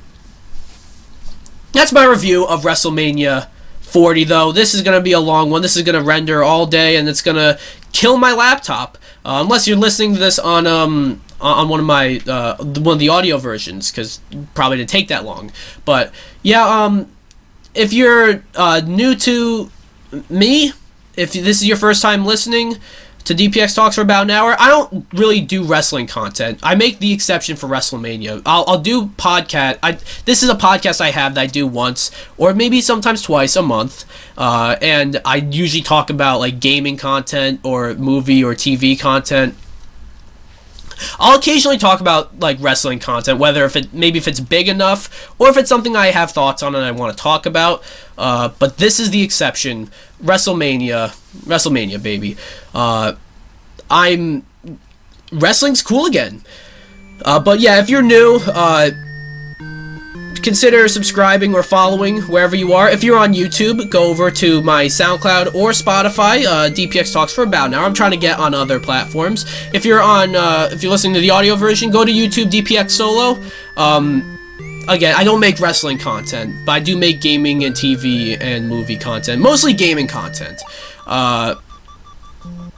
But man, this was a fun weekend. The best of the 2-night WrestleManias, the best one yet. But yeah, that'll be it, and I'll see you guys with another episode of DPX Talks for about an hour. Bye, guys.